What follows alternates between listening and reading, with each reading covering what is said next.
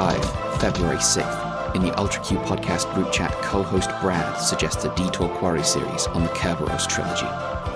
2025, February 16th, Kerberos trilogy Detour Quarry officially scheduled by co-host Mel to be recorded after Golden Kamuy. 2026, April 11th. In Japan, the Amateur Audio Recording Prohibition Act outlaws independent podcasting to maintain public order and standards of decency.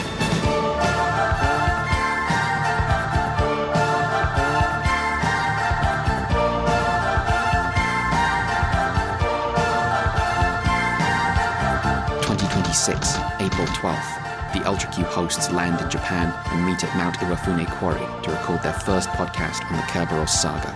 The recording is interrupted by a police raid. 2026, April 19th. On the run, the Ultra Q hosts meet in secret to finish their podcast on the Red Spectacles.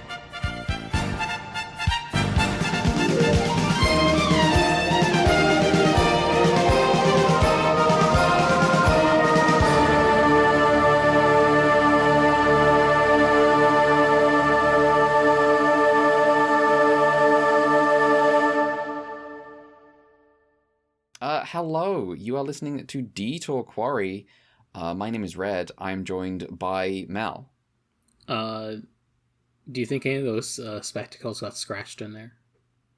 Probably a couple. He was running around. Also joined by Brad. Years from now, when podcasting is illegal, I'm going to be regaling stories about us, the Devil's Trio. Thank you for making this joke. I was going to. We are coming to you from Mount Iwafune, where the government is on their way to arrest us, as indie podcasting has been made illegal. We watched The Red Spectacles, which was it's a Mamoru Oshii movie. The first of like a trilogy-ish. Yeah, a little bit overshadowed in the West because Jinro, the third of the series, is a fairly popular anime movie that did well kind of on like the international film circuit. And I believe got released over here in English before any of the other ones did. So is that one a bit more conventional, would you say? Yes, it is. I would say it's the normal one. An action movie? Yeah, I feel like maybe what I've heard of Jinro is what I expected the other two movies to be as well. I would like to ask what you two thought this was going to be going into it, because I love to recommend this movie to people and then not tell them what it is. Well, so what happened was the first 10 minutes of the movie happened, and I was like, oh, this is kind of the movie. Like, we're not going to be doing this all the time because, you know, it's presumably kind of low budget maybe. And then, but, you know, he's walking around. I'm the fucking Mark, because he's walking around with the suitcase the whole movie, and I'm like, you've got that fucking suit in that suitcase. I know you've got that suit in that suitcase. This movie's going to end on a big, like, you're going to have a shootout. I was wrong. Somehow I did not make the connection that the suit might be in the suitcase. And so when it was revealed it was not in the suitcase, I was like, well, okay. Uh-huh. But I was expecting, like, the first, like, intro part of the movie to be what the movie was. And then it wasn't. Instead it was a spy guy running around trying not to shit himself. I have multiple times in my life recommended this movie to people, and in addition to not telling them what it's about, have also been told this is a very Brad movie. I understand why you like this. And honestly, yeah, this is one of my favorites. This is definitely in the top 10. I like it. It's a cool. Good time. It's good. So how do we want to approach this? You've come prepared. I've come prepared. Yeah. I did a deep dive on the. I didn't have to do shit. Nice. I almost have 5,000 words written about the people involved with this movie and the story of how it was made. which some of it I ended up writing more, and I cut some of it because I was like, I think some of this isn't really that relevant. We could leave it for movie 2. That is also often my struggle.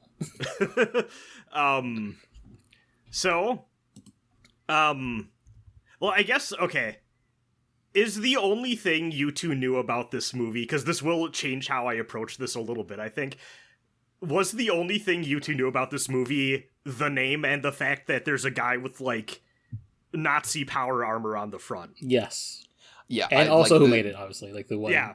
The Oshii, but. Yeah, basically, I have, though there were, like, for years and years and years, the image of, like, the World War II German-looking armor has been just, like, looming over, like, anime and stuff in my mind as, like, well, eventually I have to see what the fuck that is. People seem to like it. Yeah, if people don't know this from Jinro, they often know it because it shamelessly was ripped off for the Hellgas design in the Killzone series when that was happening. Like, it's blatant. I did not clock that until you just said it, and now I'm remembering. I'll tell you why that didn't register in your brain. Is because nobody remembers Killzone. Well, yes, that was what I was gonna say. Because I forgot Killzone existed. Remember when Killzone was a big deal? What was happening in culture? I had a friend who, one time I was over at his place and I saw on his desk he had the Killzone 3 novelization, and I just went, why? And he's like, I don't know, it's not very good. I don't think I'm gonna finish it. Oh, wow. That's great. Yeah. I heard they. If I'm not mistaken, I think they ended the third game was about, like, they did East and West Germany in space. That was 4. That was 4. Okay. I just googled Hellgast in images, and one of the top images I got is this. So. Oh. Okay. Well. Okay. Yeah, well, if that is the case, I can just read this. I could just raw dog this right up, basically. Go for it. Because we'll get to the points as I need to get to them. But first things we're going to talk about is this is a movie that is directed by Mamoru Oshii and then written by Kazunori Ito. Going in that order, Mamoru Oshii is a Japanese film director, novelist, screenwriter, author, playwright, and game creator. He is the only Japanese director to have had his work submitted to the original Big 3 international film festivals. Oshii was the youngest of 4 siblings, including a much older half-brother from his father's previous marriage. His mother ran a clothing store and was the primary source of stable income in the family, while his father ran a private detective agency specializing in infidelity. And he also had a drinking problem. Oshii's passion his dad was a man from a movie? Yes! Well, hey, let me tell you. Oshii's passion for cinema came from his father, who took him to the theater almost daily for a large portion of his childhood. Even today, Oshii states... well, I guess if you're a private detective, you always have a disco.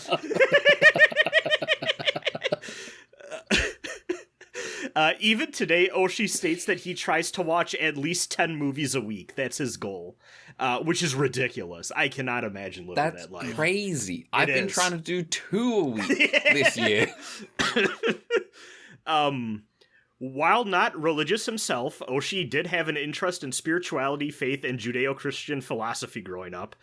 He studied the Bible as a child, which he became interested in due to having a close friend and an older sister who were practicing Christians. As Oshii developed an interest in Western culture, he started to pick up on biblical themes and references in the movies he enjoyed, which encouraged him to continue his studies. At one point, Oshii's interest in Christianity was great enough that he considered going to university for religious studies, but he later decided against it. He's also on the record saying while he's open to believing in something like a god, he thinks organized religions are too susceptible to corruption for his personal taste, so he doesn't want anything to do with it. According to Oshii, he lent some of his most expensive religious studies books to Hideaki Anno when Evangelion was airing, and Anno never gave them back. Okay. Oshii was a good student growing up. This is like when a coworker lent me the DVD Dogma and I never watched it. Oh damn! Do you still have it? I eventually gave it back like 2 years later. Oh, that's that happened to me when my friend lent me Tropical Freeze on the Switch. Okay. There's a copy of Borderlands 1 for the PlayStation 3 that a guy named Kevin has that is now, I think, in a different state, and I never got it back. Let me tell you, I don't want it back. He can keep it. Yeah. I don't need. I'm past the Borderlands phase of my life. Thank God. You don't need that disc anymore. You got it on a thumb drive. Look up Randy Pitchford thumb drive. Where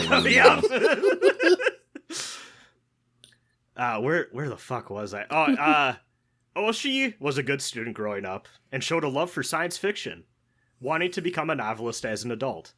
His life would reach a turning point as he entered high school during the height of the 1960s student movement, and he began skipping classes to participate.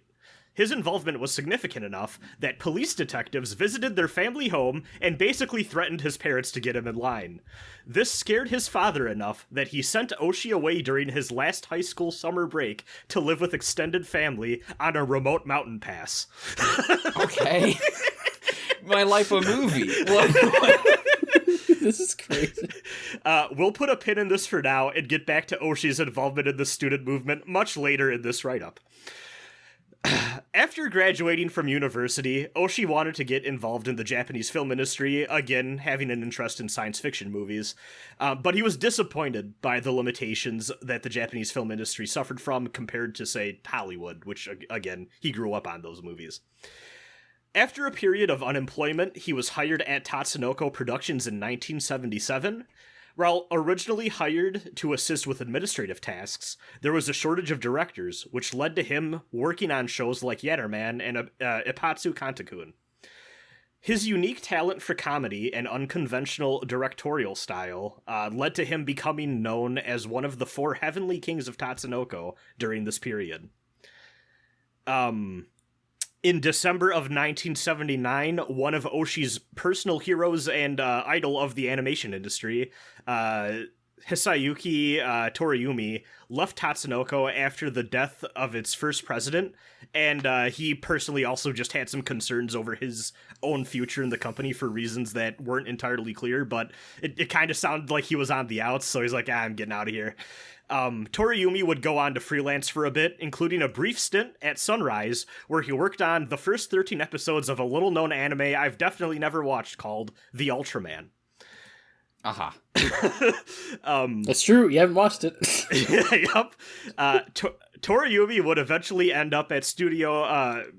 is it okay? I should have looked up how to pronounce this beforehand. Is it Pierrot? Piero. Oh, Piero. Okay. Yeah. Working on a show called The Wonderful Adventure of Nils. Oshii, hoping to be taken on as his apprentice, also quit working at Tatsunoko and joined Studio Pierrot. The two worked together for some time, but when planning for a sequel series began, the company's president approached Oshii with an offer to be the chief director for the studio's upcoming adaptation of Urusei Yatsura. Knowing that by accepting the offer, he would be letting down his hero, Oshii accepted without ever telling Toriumi to his face and just quietly left the team in silence. Wow, okay. Fortunately, everything worked out. Urusei Yatsura exploded in popularity, causing Oshii to become a celebrated figure in the anime industry. The success of the series resulted in Oshii entering the world of feature-length filmmaking with the movies Urusei Yatsura, Only You, in 1983, and Urusei Yatsura 2, Beautiful Dreamer, the following year. The one everyone loves. Yeah. This second movie, in particular, received a massive amount of critical acclaim despite making less money than the first film. His newfound success allowed him to connect with and befriend many different figures in the anime industry, including Hayao Miyazaki, Isao Takahata, and Yoshiyuki Tomino. He even reconnected with his hero Toriumi, with whom he co-directed the world's first OVA series, Dallos. That's fucking right.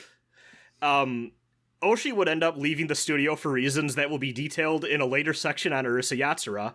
But at one point, he was set to direct a Lupin the Third movie, which is notable for having an incredibly bizarre script with many ideas that Oshii would continue to mine and recycle throughout his entire career. Let me tell you, the movie they replaced it with is a lot more normal. Yep. There was also an attempt at a point to make a movie called Anchor, which would have been a collaborative effort between Oshii, Miyazaki, and Takahata. The three did not get along, and the project died almost immediately. However, they did remain friends. With the help of Hayao Miyazaki and Toshio Suzuki, Oshii would work with Studio Dean to direct the OVA Angel's Egg.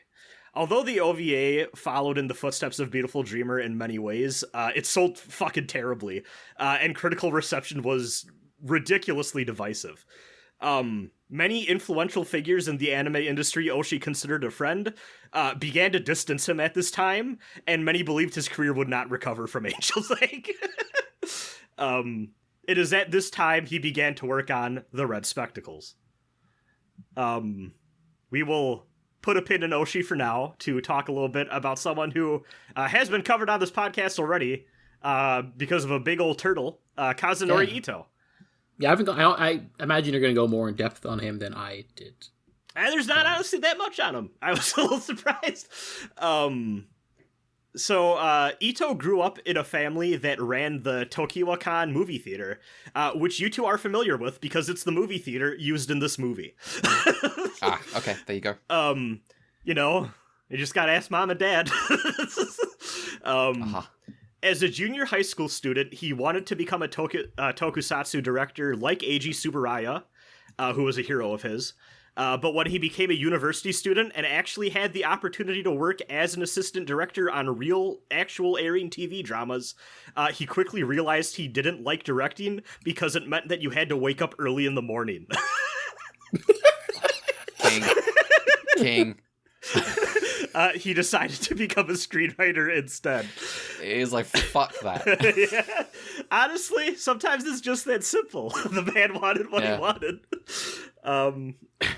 While working as a part-time assistant director and scriptwriter for a variety of dramas, he dropped out of university after struggling to find consistent work and pay in the world of live-action television. He decided to try his hand in the anime industry. He briefly worked at Sunrise as a production assistant on Cyborg 009, and then joined Studio Pierrot and became a production assistant on The Wonderful Adventures of Nils, where he met Mamoru Oshii. Ito would follow Oshii when he got the job as chief director on Urusei Yatsura, beginning his career as a screenwriter, as well as a long writer-director partnership between the two that would last for many decades to come. Beyond his frequent collaborations with Oshii, which includes Pat Labor and the Ghost in the Shell films, the first two, he is also known for the Heisei Gamera trilogy, again, covered by Mel on this podcast. Mm-hmm. Different sub-show. And also, in the 2000s, became known as the primary scriptwriter for the Dot Hack multimedia franchise. As previously discussed, he was also attached to the Ultra Q movie at one point when it was still an anthology film, but that didn't work out for reasons that you can learn about in our podcast on Ultra Q the movie. Incredible film, by the way. Go watch it. On his relationship with Oshii, Ito has stated that they once had a conversation where they discovered the primary difference between the two is that Oshii likes movies that make viewers look at reality in a different way, while Ito likes movies that make the audience feel like they've been given a push forward after they leave the theater. While Oshii is comfortable making movies that confuse the audience, Ito is hesitant to leave the audience feeling dissatisfied. Which I thought was an interesting little dichotomy. We now have to go through a brief history of Urusei Yatsura. I see. So, Ritsuko Takahashi. Yeah. Urusei Yatsura was an anime adaptation of the manga of the same name by Rumiko Takahashi, also known for works such as Ranma 1/2 and Inuyasha. The series ran from October 1981 to March 1986, spawning 6 theatrical film releases and a follow-up OVA series.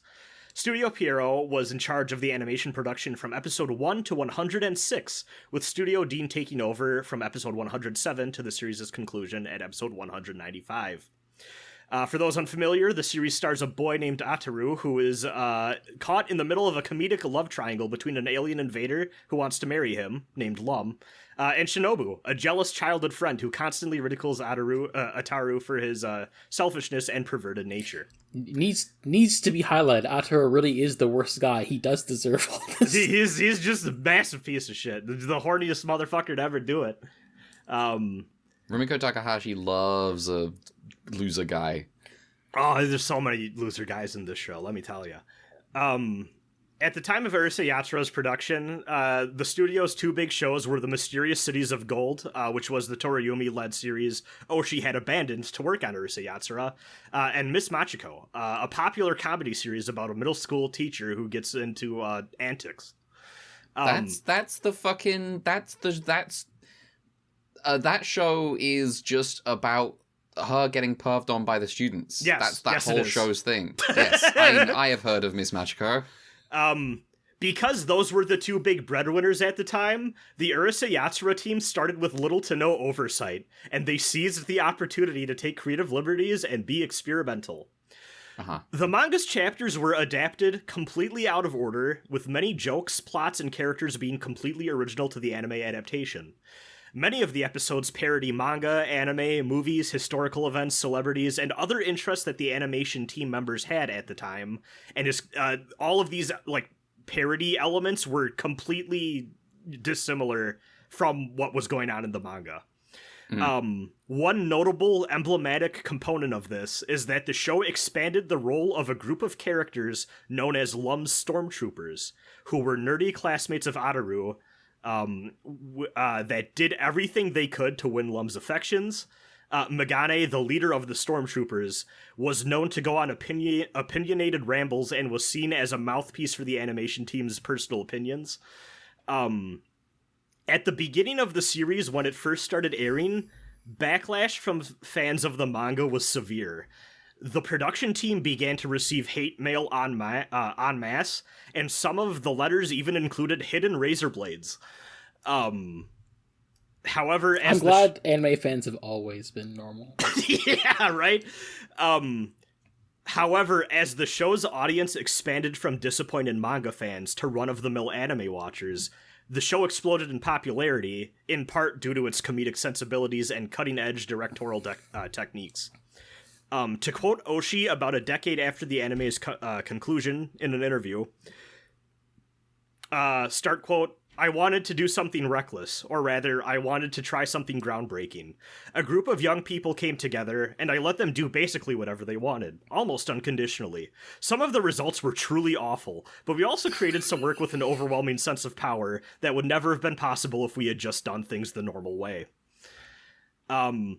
Unfortunately, the rift between the dissatisfied manga fans of Urusei Yatsura and the new anime audience only grew wider with time. Rumiko Takahashi herself did not seem to be particularly thrilled with the adaptation. Okay. It's worth noting that she seems a little more protective of Urusei Yatsura than some of her other work. And she has mentioned in the past that this is a story she first started daydreaming about when she was a little girl reading science fiction stories. These characters mean something to her compared to her other work. As the series progressed, Oshii and his team wanted to continue pushing the envelope and getting more experimental and wild with it, but the massive success of the broadcast also brought greater scrutiny and oversight from studio higher-ups. In particular, Oshii became frustrated by studio mandates that required a strict adherence to the status quo of the manga. As the series continued, he wanted to advance the characters' romantic relationships, but was constantly shot down by decision-makers above him. He seems to resent the fact that he helped popularize this particular subgenre of romantic comedy in anime, stating that it has resulted in stories that are more interested in interrupting and delaying love rather than exploring characters. Which I thought was interesting. I think it's also funny in light of the fact that Rumiko Takahashi's manga just takes a long time to finish. Oshii I think that's interesting in terms. I also think it's interesting in terms of where Rumiko Takahashi goes next, because Maison Ikoku is like I mean, I'm not deep enough into Maison Ikkoku. I've been reading Maison Ikkoku. I'm not deep enough into Maison Ikkoku to know if, like, that's constantly, like, interrupting everything. But, like, it feels more propulsive. I don't know. It is long, though, but I suspect they might get together, like, well before the end of the manga. I'm not sure. Interesting. We'll see. Oshii also reflected on the divide years later by stating he felt that there was some gender tensions at play. He noted that the original Urusei Yatsura manga had a reputation for being very lighthearted and sweet and had a feminine touch to it, while the adaptation was made by him and his predominantly male team, and it filtered the source material through a more masculine and often crass lens. So there's that as well. Nowhere was this divide more apparent than the creators' differences in opinion between the first and second films, both of which were directed by Oshii. However, the first film, Only You, was a little bit different. It borrows heavily from the Japanese fairy tale of Urashima Taro. Perhaps you've heard of it. And although it was originally going to be directed by someone else, this director, who to this day remains unknown to the public, abruptly quit halfway through. Oshii was given the job and basically told to make a movie from scratch with 4 months left to spare. On top of this, he was also subject to constant requests for alterations by the producer, leaving him heavily dissatisfied with the final product, saying that it failed to become a true film, and it ended up feeling more like a feature-length episode of the TV show. I'd say that's not inaccurate. As someone who watched this earlier this week, I also kind of felt this, to be honest. By contrast, Rumiko Takahashi loves this first movie, citing Only You as her favorite of the 6, and praised it for being the one that is closest to her original work. 1 year later, Oshii would direct Beautiful Dreamer, the second film. This movie, like its predecessor, once again draws heavy inspiration from Urashima Taro, but Oshii's style and voice are much more prominent in its direction. While the success of Beautiful Dreamer critically was a huge boost to Oshii's confidence in his filmmaking abilities, Rumiko Takahashi's feelings on the film have been a long-running source of media attention for decades.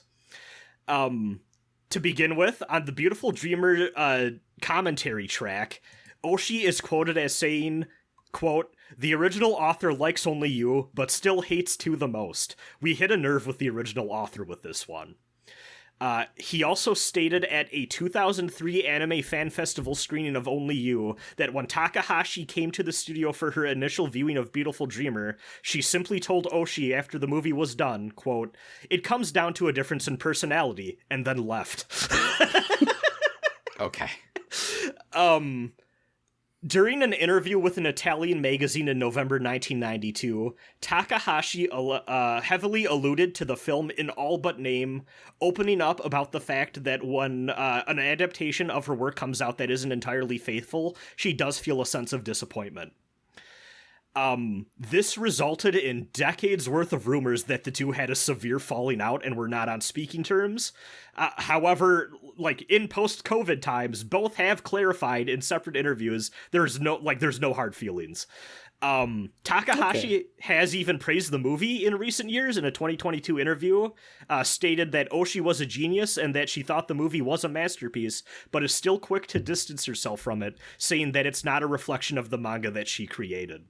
And she's also referred to it as Oshii's Urusei Yatsura. Okay. Shortly after the release of Beautiful Dreamer, Oshii felt emboldened enough by the movie's critical success to quit the show, freeing himself from the stress of studio mandates and overreach. Many of the other staff members followed him, similarly dissatisfied with the limitations that had been put on their creativity. As discussed, from episode 107 and on, Studio Dean was in charge of taking over as the show's primary production company. One guy from the old team was put in charge on Studio Dean's team, and I believe he was the sole person that had any crossover between these two teams. Well, I just remembered that Dean also did Ranma 1/2. Oh, that makes sense. I couldn't find a source, but I do believe I have heard in the past, so like take this with a grain of salt, that part of this shift too, there was a request from Takahashi to be like, hey, can you be a little more true to the manga? And if that is the case, I wouldn't be surprised if maybe that's why they stuck around for Rod What Have as well. Obviously, this came with a massive shift in, the art style, the directorial style, everything. In addition to this shift, the new team also realized that they were put into a terrible situation. All of the popular manga chapters that the fans liked had already been adapted by Oshii and his team, leaving them with... F's. F's in the chat. They were basically left with scraps, and it forced the team to get really creative for the rest of the show's run. Okay. Okay, I'm glad that was the ending of that sentence. I was really funny the idea of Oshii making Oshii being like the head voice of like this Rumiko Takahashi not really happy with adaptation of Urusei Yatsura, and then being like, right, I'm gonna cut and run, guys, so you can now be loyal to the manga, and then them finding the manga that's left and being like, well, fuck.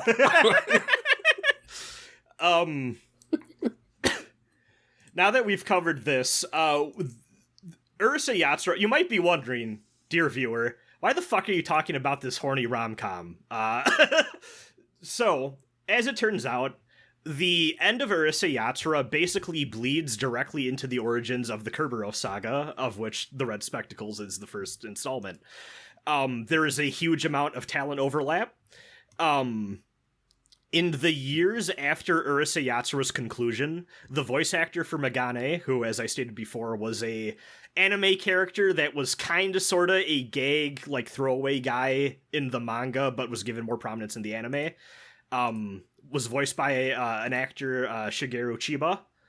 Oh no, Mel lost power. Oh, rip. There was a big fucking bang. Oh no! Wow. Now I have somewhere to put the fucking mambo.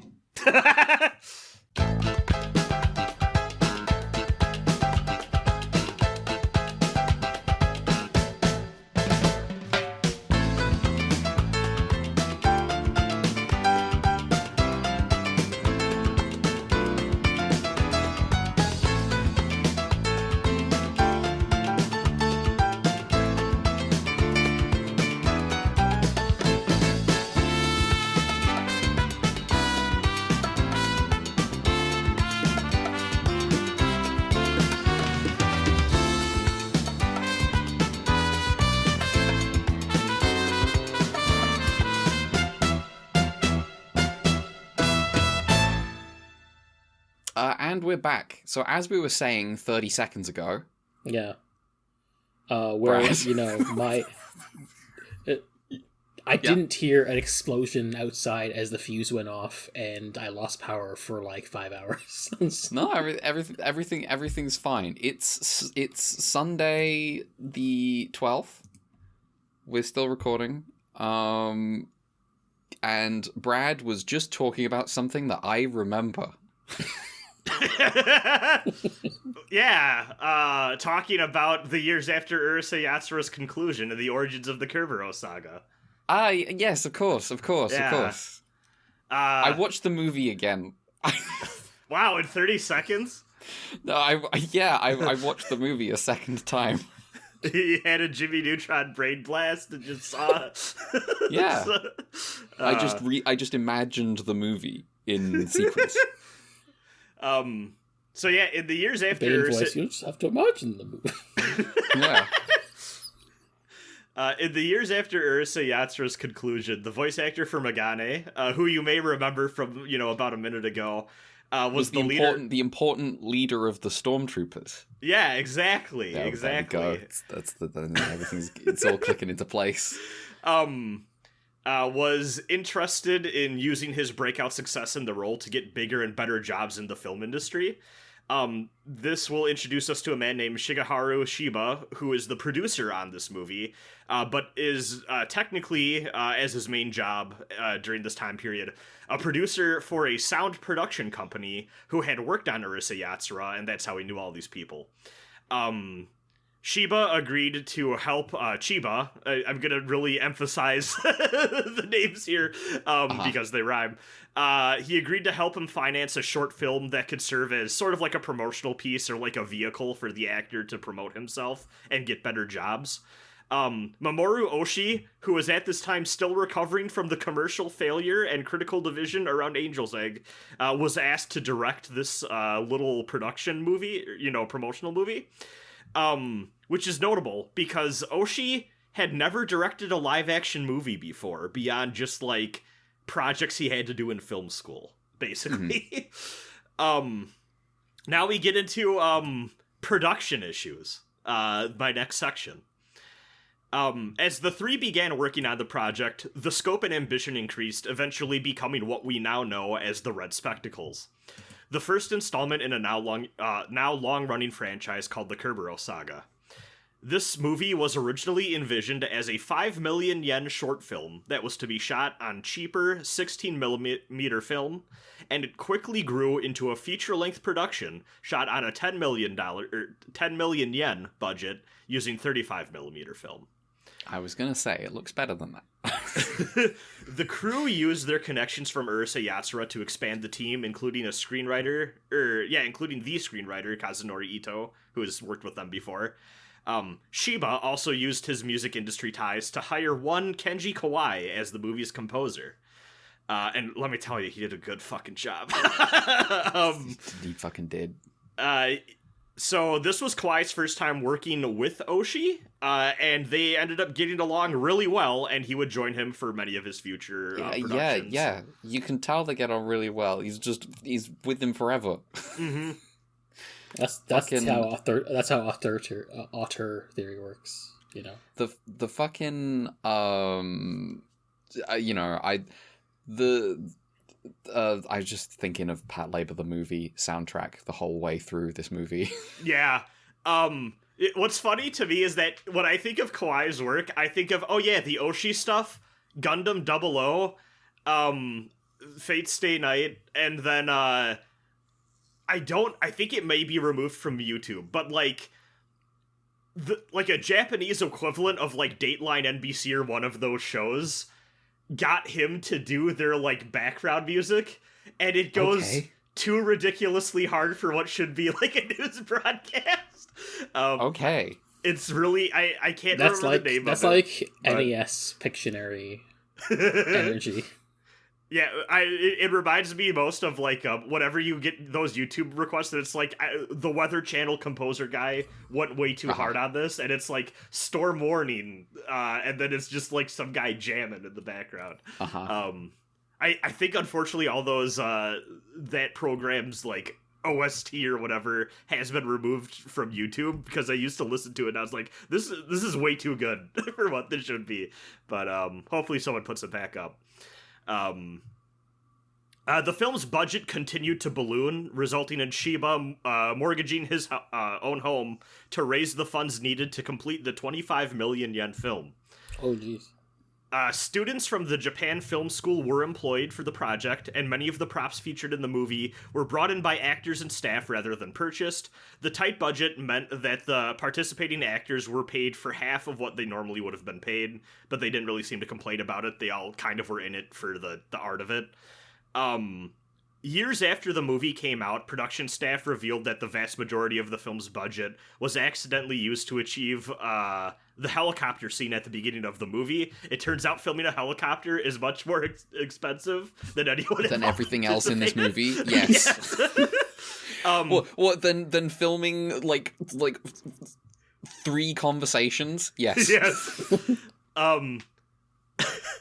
This resulted in a situation where they did not have enough money to buy all of the glasses needed for the final glasses scene in the movie. They had so to funny. They had to put out a call for fans to donate any old frames they had lying around so they could film it. And anyone who sent they couldn't just fill like the bottom like half of the suitcase with like towels and then stack the rest of them on top. No. But people who sent in their glasses were giving a special thank you sticker in return. Oh, like a Kickstarter. Yes. So here's a fun little side tangent that isn't... I am a little bit surprised. This is another case of me doing research and discovering something where I'm a little bit surprised, like, Japanese Wikipedia doesn't quite make this connection themselves. But the filming of this movie coincided with the Tokyo G7 Summit of 1986, which complicated the filming of the airport scenes. Because of the heightened security at the Haneda and Narita airports, the crew was not allowed to use either location for filming. They had to go with their third choice, the Yamagata airport. As it turns out, there were in fact several guerrilla attacks in the lead up to the summit, though none occurred at an airport. Notably, May 4th of this year, the State Guest House was the target of a homemade rocket attack fired out of a mortar located on the 4th floor of a nearby apartment building. The shot missed and landed on a nearby road, and 4 members of the Revolutionary Communist League National Committee were arrested in the attack. Timed homemade mortars were a popular weapon used by New Left radicals at the time. This might explain some things about Shinzo Abe's death. Well, you know what else it explains? Do either of you remember the plot of the second episode of Pat Labor, The Early Days? Oh, the second episode. There's a bomb. There's a bomb There's a timed mortar strike as the New York City mayor comes to visit Japan for his summit. Oh, yeah. Okay. It's because what's his face? Asuma is like cutting the wires, and Kanaka Clancy's freaking diving out through it. Yeah. And I was just like about the episode. And I was like, oh, well, like, no wonder that's what that plot is, because, like, it interrupted their filming a few years earlier. Many of the film's stylistic decisions were made with a limited budget and resources in mind. These include the majority of the movie being in black and white, the plot being primarily driven through dialogue, and also the emphasis on everything taking place at night. These were all done because they're like, it'd be simpler to film and keep continuity between scenes, and more feasible on a small budget. There's a few notable films that are serving as inspiration here, which I watched. Well, one of them I'd seen before, which is The Warriors, which, you know, just the look of the city. But also Alphaville and Branded to Kill, which... Okay. You do need to watch Alphaville at some point. Yeah, I watched it for the first time in the lead up to this podcast, and thought it was all right. It's a pretty nifty movie. Only after did I look it up and realized part of the draw at the time was that it's kind of doing the Blade Runner, like a proto like Blade Runner, or like even proto this thing a little bit of like, oh, like long shots of like architecture and the landscape and stuff. And a little bit of it had been lost on me because what I failed to consider at the time, that doing some research kind of helped me realize, is that modernist architecture at the time of Alphaville being filmed was like new and interesting to look at. And I'm just like, oh, that's what a city looks like, you know? Yeah. So it was just like, oh, you know, times change. So there's there's a Alphaville's a Godard movie. There's also I think Koichi's kind of doing the Breathless thing with the main guy from Breathless. His whole deal is that he's a loser, but he wants to be like a Humphrey Bogart type of guy. And you know, I think there's some of that in Koichi in terms of him like having like he, you know, the sunglasses on all the time. He's got like an action hero kind of affect. In some, and he's got the coat, and he's kind of doing stoic detective type thing. This is interesting because I was gonna bring up, are either of you familiar with Branded to Kill? No. So this was a movie that I also watched. And actually, funnily enough, I went to buy and then was like, wait a minute, I own this already because I bought it on a Criterion sale. So this is a movie by Seijun Suzuki, notable filmmaker, who basically it is about a world of Yakuza assassin who have a ranked structure, which I'm pretty sure inspired No More Heroes, because the main guy throughout the whole movie, he's like, yeah, I'm the number 3 killer. It's a pretty good gig to have. And it's about him failing. He basically kills someone innocent during one of his hits, which gets the Yakuza mad at him. And it's about him being on the run, John Wick style, from other assassins, and he has to fight the other numbered assassins. And it also is like quirky tough guy that is trying way harder to, like, he's trying to be an action movie guy while also being in the action movie. Also, some of the stuff with, like, the quote-unquote torture scenes from that movie, including, like, even, like, some of the bathroom scenes in this, I think were directly lifted from what's happening in Branded to Kill. The number 1 killer is big on psychological torment, and that includes things like, for the next 24 hours, we're gonna be locked arm in arm. And then the main character's like, what if I have to pee? And he's like, well, you better get used to peeing at the urinal while we're arm in arm together, buddy. And just stuff like that.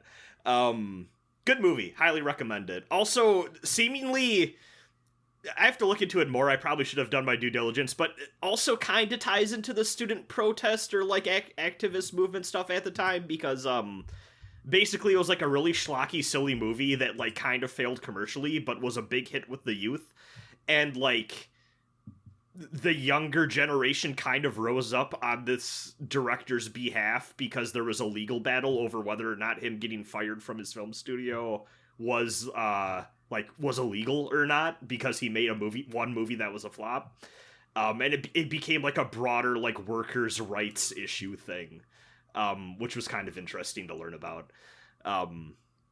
But one thing also to note, which I didn't have included in the write-up, but there's a lot of people that are writing about this movie that take a look at a lot of the fact that it's inspired by so many of these different films, and they go, oh, was this because Oshii was, like, kind of had the training wheels on because this was his first time doing a live-action piece, and maybe by imitating the stuff he liked a lot, that was kind of his way of easing into it. But also in the lead up to this podcast, seen a lot of his Urusei Yatsura work, I think he just really loves to do an homage to the stuff he likes. Mm-hmm. So it might be a little bit of column A, a little bit of column B. So yeah. The film is also notable for featuring the concept of the fast food grifters. Shady characters who dine and dash at stand-up restaurant establishments and spread subversive ideas. Some of these characters originated from Urusei Yatsura, but the concept can be traced back to a running gag featured in the Time Bokan series from Tatsunoko. This is going all the way back, if you remember, to the earliest days of Oshii's anime career. Well, yeah, it was only 20 minutes ago. Yeah. I don't know if either of you are familiar with the fast food grifters getting their own spin-off franchise that is... You've told us, you've filled us in on this a little bit here and there, yeah. I think I saw that when I went and looked up Kerberos Saga on Wikipedia as well. Yes, they're basically intertwined at this point. They are considered, like, sister series. The fast food grifters basically really took off as its own, like, we're doing movies and short films about this after the Kerberos Saga basically winds down in terms of, like, being movies. We'll talk about that more. I decided to talk more about the fast food grifters when we cover Stray Dog, because I think thematically it'll line up a little bit better and it'll be more interesting to talk about in conversation with that piece. And then the other thing to note about the build-up to the Red Spectacles itself is that prior to the film's release, there was a 6-episode radio drama that was aired titled While Waiting for the Red Spectacles. I did fully intend for us to listen to this because there are English subtitles. before the film's podcast that we're doing here. Unfortunately, it becomes immediately apparent within like 3 seconds that the subs are machine translated, and the dialogue just makes absolutely no sense. Boo. Like even don't even do it as like a stopgap. Don't do it. It's bad. Just lame.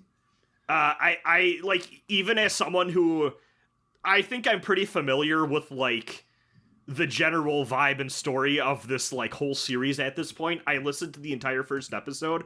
I could not even tell you a single thing that happened. Like it incomprehensible. It's like, okay, I can't even attempt to like salvage this if I wanted to. It's like, what's the fucking point? But from what I can gather from summaries in more trusted sources, basically what the radio drama covers is that there's more details given about Koichi's exile from Japan, as well as shedding more light on the specific murder committed by the Kerberos unit and the public outcry that happened as a result.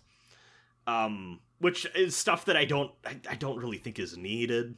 To be honest, I think we get enough. I like the fact that Koichi left, and we kind of don't really know what he was doing out there. Mm-hmm. It's entirely possible he's been sitting around doing nothing. Yeah, like think about it. He's just been sat. He's just been, he got a job. I'm looking at the camera so hard right now. Some of the audience knows. Okay. Hey, speaking of Koichi and his funny little suit, well, do we want to talk about the protect gear for a second and the inspiration?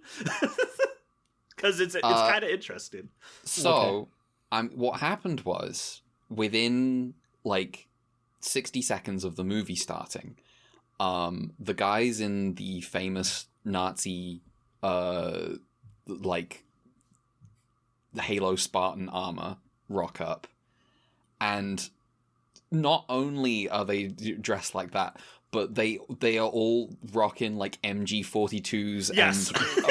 and Midori's got a broom handle Mauser, and I'm like, okay. So I see. There's a funny story behind that, because originally they were all supposed to have the MG42. Like, that was from the ground up. They were like, yeah, we want that. And then Midori's actress was like, this is a little heavy, guys. So they gave her the Mauser, because she's like, I can't wield this and make it look convincing. It's a fucking machine gun for putting down. Yes, it comes built in with the mount, because it's supposed to be mounted, like against like the wall of a trench or like a barricade or something. It's not supposed to be held like that. Of course, prior to the film's release, a huge amount of the promotional material and art was dedicated to the design of the protagonist's protect gear power armor. The trailer even ends with the shot of the protect gear in the rain towards the end of the film, staring at the viewer with its machine gun slung across its shoulders. It is also shown in the trailer with a line read from Koichi that isn't in the film itself, where he says, "If I execute justice, half the world will be enraged." This resulted in many people showing up to the theater expecting an action film and leaving disappointed. That's really Well, let me tell you what I expected then. So, the Protect Gear's design was made by none other than Yutaka Izubuchi. Oh, for fuck's sake. Izubuchi, you criminal. Char's counterattack mecha again. Char's counterattack mecha designer who made the Gyaradoga look like that. He is also just like he every time he touches an old suit that he did, he seems to add some emblem to it that someone digs up is like, that's from this German military unit. Yeah, he is an active voice in making Zeon suits go from the Glupblarbos to the Steinhoffen-Stiefben. Yeah, definitely heavy inspiration on that. So he would go on to work with Oshii and Ito at Headgear as part of the Pat Labor series, also doing the mechanical design stuff for that. Let's talk a little bit about the armor's inspirations. So, the big thing they wanted to hit on is they wanted the design to feel both anachronistic and multinational. So, the head very clearly takes inspiration from Nazi military attire. Something that I didn't catch on until looking at it and seeing this description. It has a little bit more of a potbelly style torso, which was specifically made to evoke traditional samurai armor. Okay. And then the gloves, arms, and shoulders were all designed to evoke classic anime hero designs. What, like, okay. Like the pauldrons? Yes. As well as, like, the glove. And honestly, I see it the most in the gloves, where it's like, I could see, maybe if they weren't all black, like, they could look a little more... Like, I could see it as a, like, oh, this is like a Toku guy's, like, outfit or something. So it should be noted that the concept for the Protect gear is speculated to originate from a gag from Urusei Yatsura, where Chiba's character invents a suit of power armor, which I have linked a picture of. And some people are like, hey, maybe this could be where they got some of the idea for what this movie is.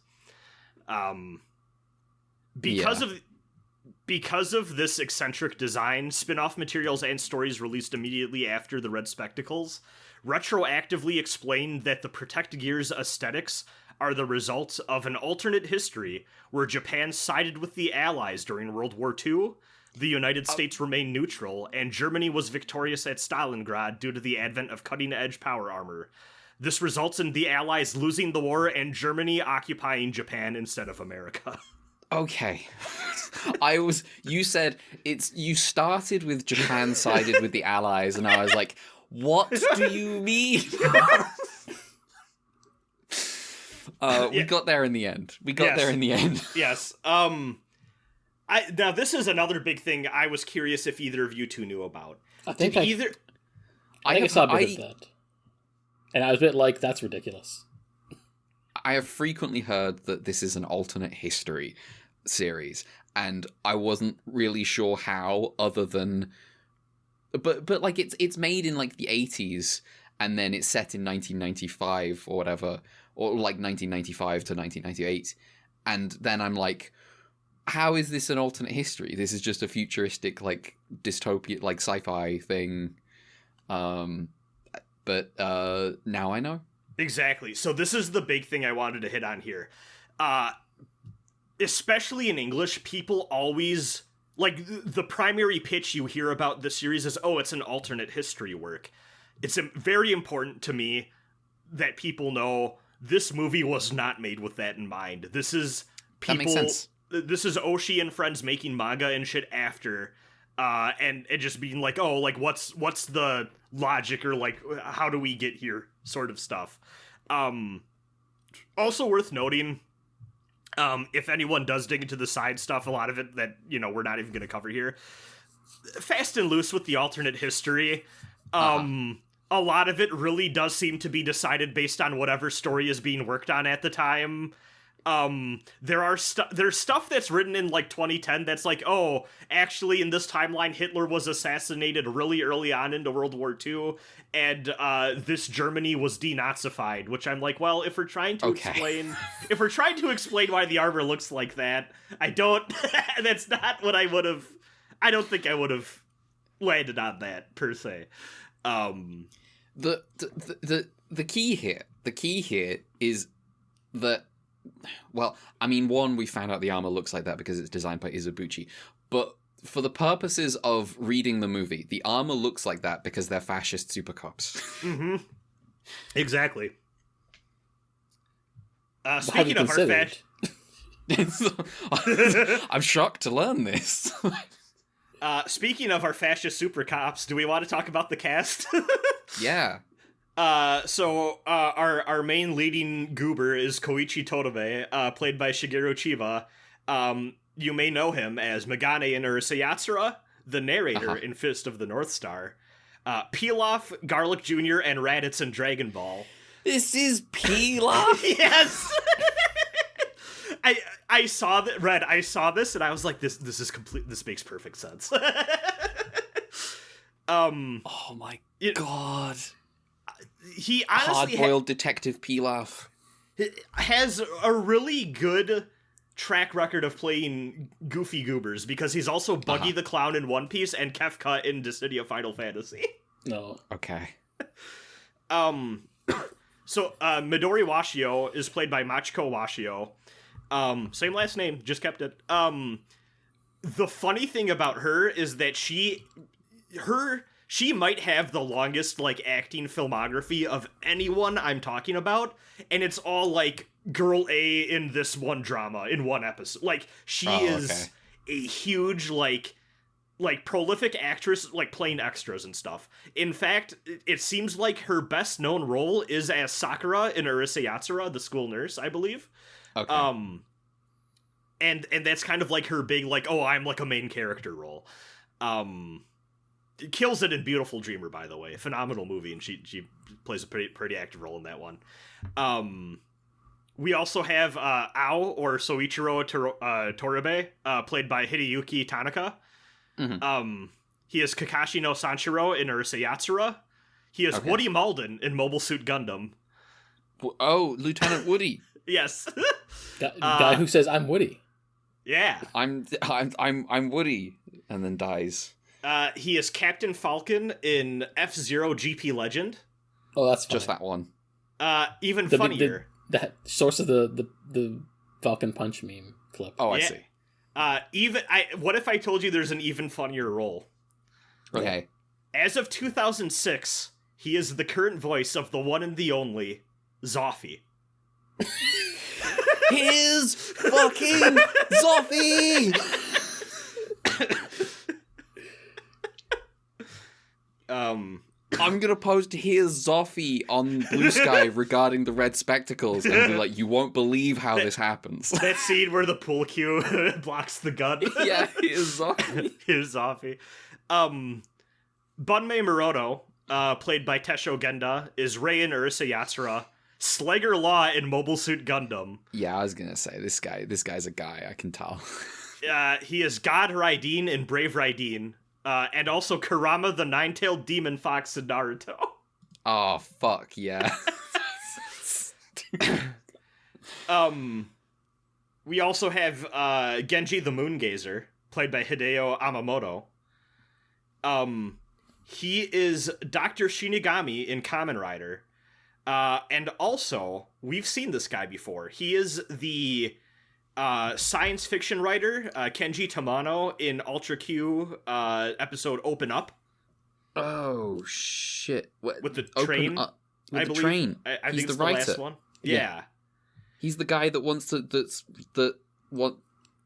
Yeah, that's the guy that eventually decides, oh, I do want... No, he's the original guy who leaves. He's the original guy. Okay, yeah. Yeah, I had to... Because at first I also had the same thing. I'm like, oh, he's the main character of that episode. I was like, wait, no, he's not. He's the other guy. He's also Alien Saren in Ultraman Leo. Okay. I forget where that is. Who that was. I honestly do too, but I saw Ultraman, so I included it.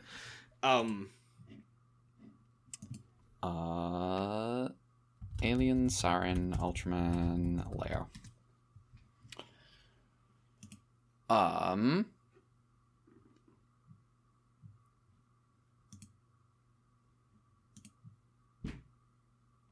Give it a second. What's this? Was an alien race that appeared in Ultraman Leo. These aliens lived peacefully with robots serving them in their lifestyle. Oh, until the robots rebelled. Yeah. Yes, that makes sense. This called the last Alien Saren right. Yes, he's the dad guy. I remember now. Yeah, I remember seeing this one. Yeah, this is the woman who flies directly into the belt of the giant robot, and it maybe helps. Yeah. Oh yeah, taking a look at it, I'm like, oh, this makes like that's him. Hey, let me tell you, Alien Siren, not the memorable part of that episode. The memorable part of that episode is the cool fucking robot. Some cool robot. Something that I also thought was interesting. So him, along with all the other fast food grifters, have like titles or names based off specific dishes.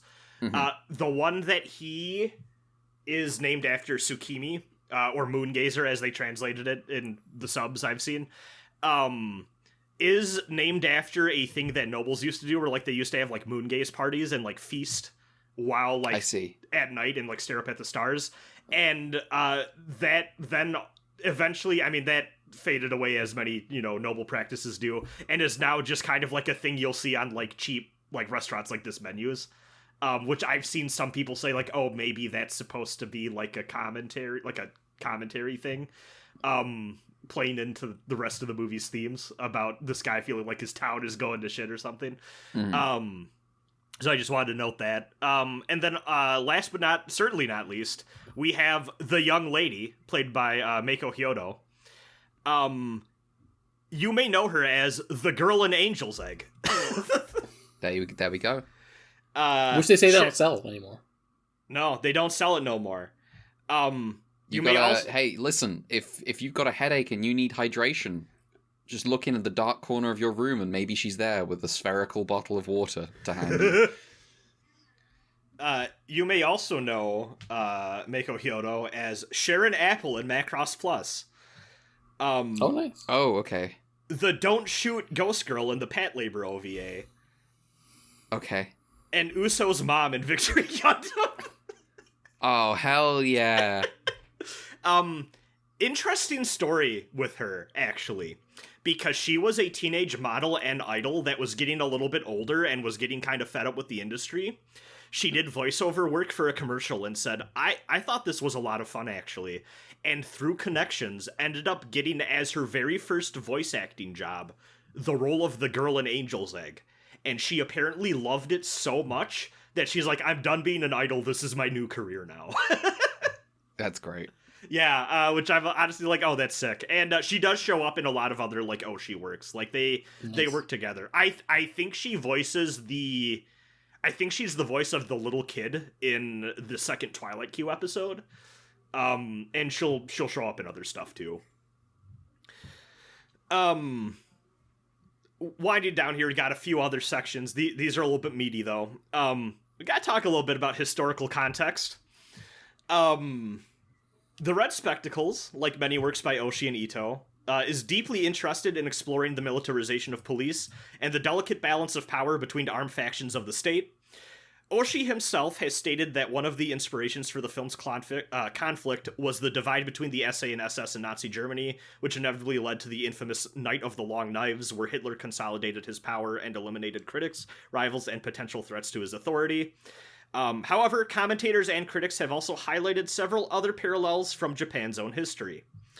Are either of you familiar with the February 26th incident? No. Okay. No. This shows up in a lot of Oshii's work. The Pat Labor OVA episodes about the coup and Pat Labor 2 are very overtly calling back to this. Oh, is it in this JSDF thing? It's before that. Okay. So, throughout the 1930s, Japan was rocked by a wave of violent outbursts by young military officers aligned with the Kodaha, or Imperial Way faction, primarily targeting the Koseiha, or Control faction. This is a very complicated fascist schism.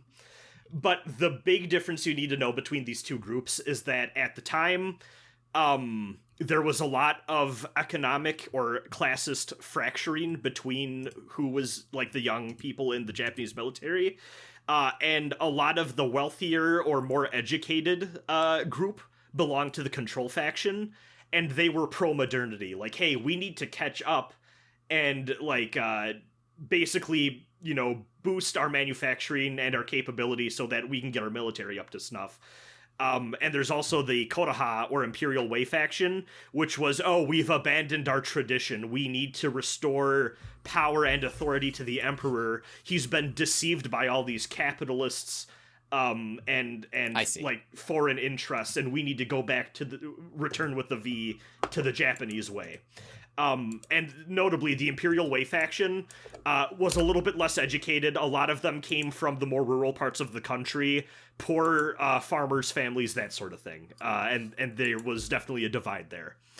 This culminated in the February 26th incident, which was an attempted coup d'etat that aimed to purge the government of ideological rivals and imperial advisors who were seen as deceiving the emperor. This was, again, carried out by the Imperial Way faction. The incident is frequently referenced in Oshii and Ito's work, featured primarily, prominently in the first episode of the Twilight Q OVA, which has a little bit of time travel involved, and the girl lands in the streets during the February 26th incident. And also there are similar military coups during the Pat Labor series. Important thing to note, one, the Emperor was a little slow to respond, and there was some hesitancy of, like, what exactly is going on here. It should be noted there were also people close to the Emperor who were sympathetic to this cause, so they basically were like, hold on, let him cook. Also, the Control faction may have been a little bit slow to respond, even though that they were victims to this, because not only was it a coup where the Imperial Way was going against the Control faction, also going out on the streets and into newspapers and publications and local political offices, and taking out a lot of centrist and liberal opponents that they had at the same time.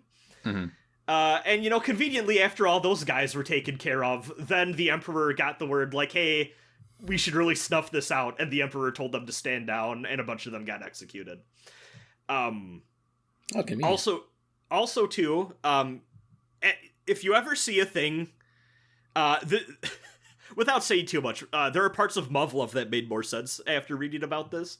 One of the big things in the cultural memory of this, too, is that the first day that the coup was carried out, it started to snow heavily. So, like, you had this really bizarre... Oh, like, Pat Labor. Okay. Yes. This also happens in Muv-Luv, and I was like, oh...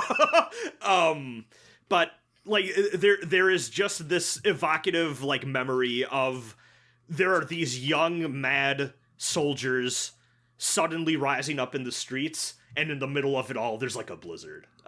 Is kind of a thing you'll see referenced time and time again.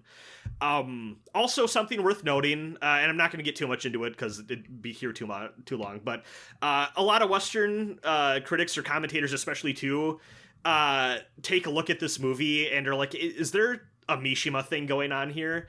And Oshii has often stated that he doesn't really think much of Mishima, or has a lot of cultural conversation going on between that and what he's doing in his work. It does seem that this is the attempted coup, or, like, rising up, that he is more interested in artistically exploring. We also do need to talk a little bit about incidents involving the police, which two come to mind during Japan's New Left era. The first is an incident known as Bloody May Day, which occurred on May 1st, 1952. And this, I believe, even kind of predates the New Left movement as it is kind of thought of, but is one of those things that is kind of integral in establishing, like, what it was. So 1952, a large crowd forms in front of the Imperial Palace in Tokyo, protesting the U.S.-Japan Security Treaty. When the police's demands for the crowd to disperse were ignored, a giant melee broke out between the protesters and the police. Eventually, this resulted in police officers beginning to open fire on the crowd, killing 2 of the protesters and injuring 22 more.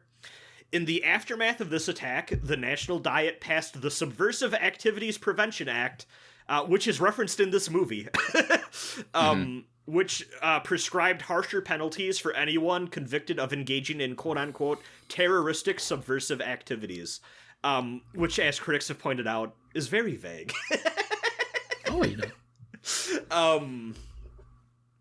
So, a little over a decade and a half later, the New Left is in the full swing of things. There's student groups everywhere in Japan, a lot of protests during this time, a lot of political tension and unease. The Shinjuku riot occurs.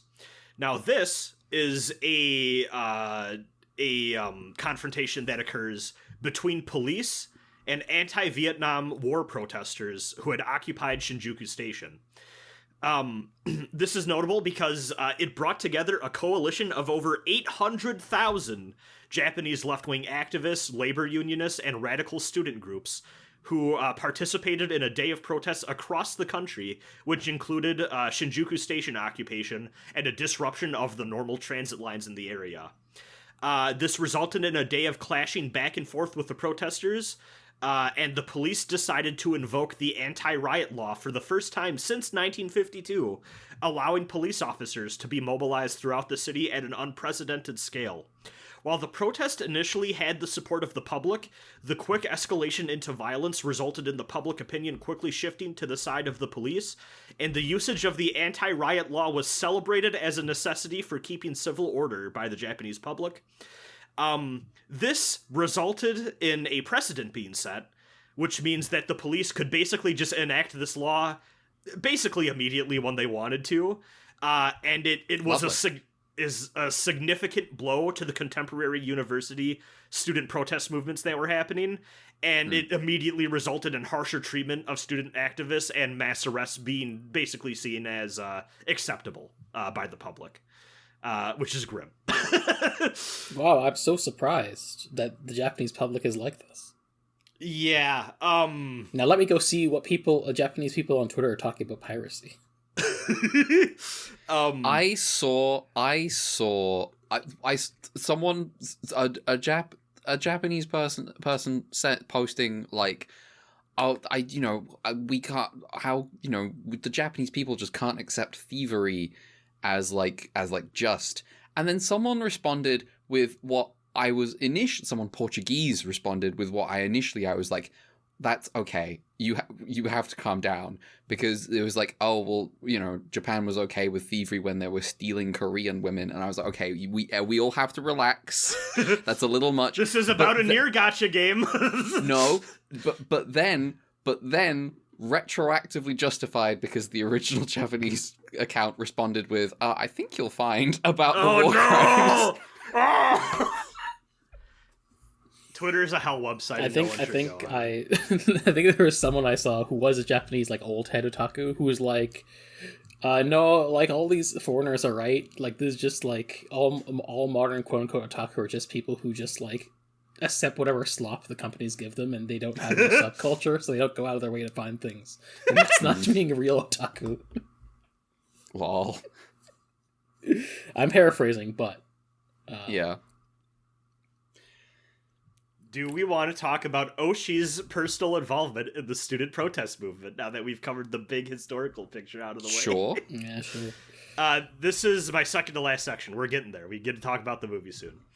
And I should also ask, did both of you read the thing I had linked to about Oshii's little write-up he had in the... yeah, I read it a bit. I read OST? it over a week ago. Well, I read it when around the time I watched the movie, so... I did not read this, actually. It's all good. I could sum it up after, because it is interesting, and I do think it's something that's worth linking in the show notes. Yeah, I'll probably we'll talk about that when I'm done with this section. So some of this we have discussed before, just covering people who worked on Ultraman, because, turns out when you have a student protest movement, that does involve a lot of people who go on to become artists in various industries. Oshii belonged to one of the many Zenkyoto, which you will often see referred to in English as the all-campus joint struggle committees. This was a particular subset of the Japanese New Left movement that emphasized a lack of hierarchy and a greater degree of openness in terms of participation and membership. Both of these policies were a reaction to the failures of the 1960 Anpo protests, which many blamed on the increasingly violent fragmentation of the Zengakuren student movement that preceded the Zenkyoto one, as well as the fragmentation of the Japanese Communist Party and the Japan Socialist Party. This period of internal violence on the Japanese left had become known as the Season of Schisms, and is remembered as a period when student radicals fought with one another as often as they did the police. The ideological divides and power struggles came at such a rapid pace that it resulted in a confusing array of factions and sub-factions that even contemporary Japanese academics find it difficult to make a truly comprehensive list from a modern perspective. A lot of them don't even really bother. They're just like, it got messy. So the Zen Kyoto movement had a less ideological approach, but it did prove popular with students of the late 60s. But it also, as a result of doing this, sacrificed some sense of direction and cohesiveness. A sense of alienation and nihilism among the students of the period fueled the movement's popularity, as well as growing disillusionment with American imperialism, Stalinism, and monopoly capitalism.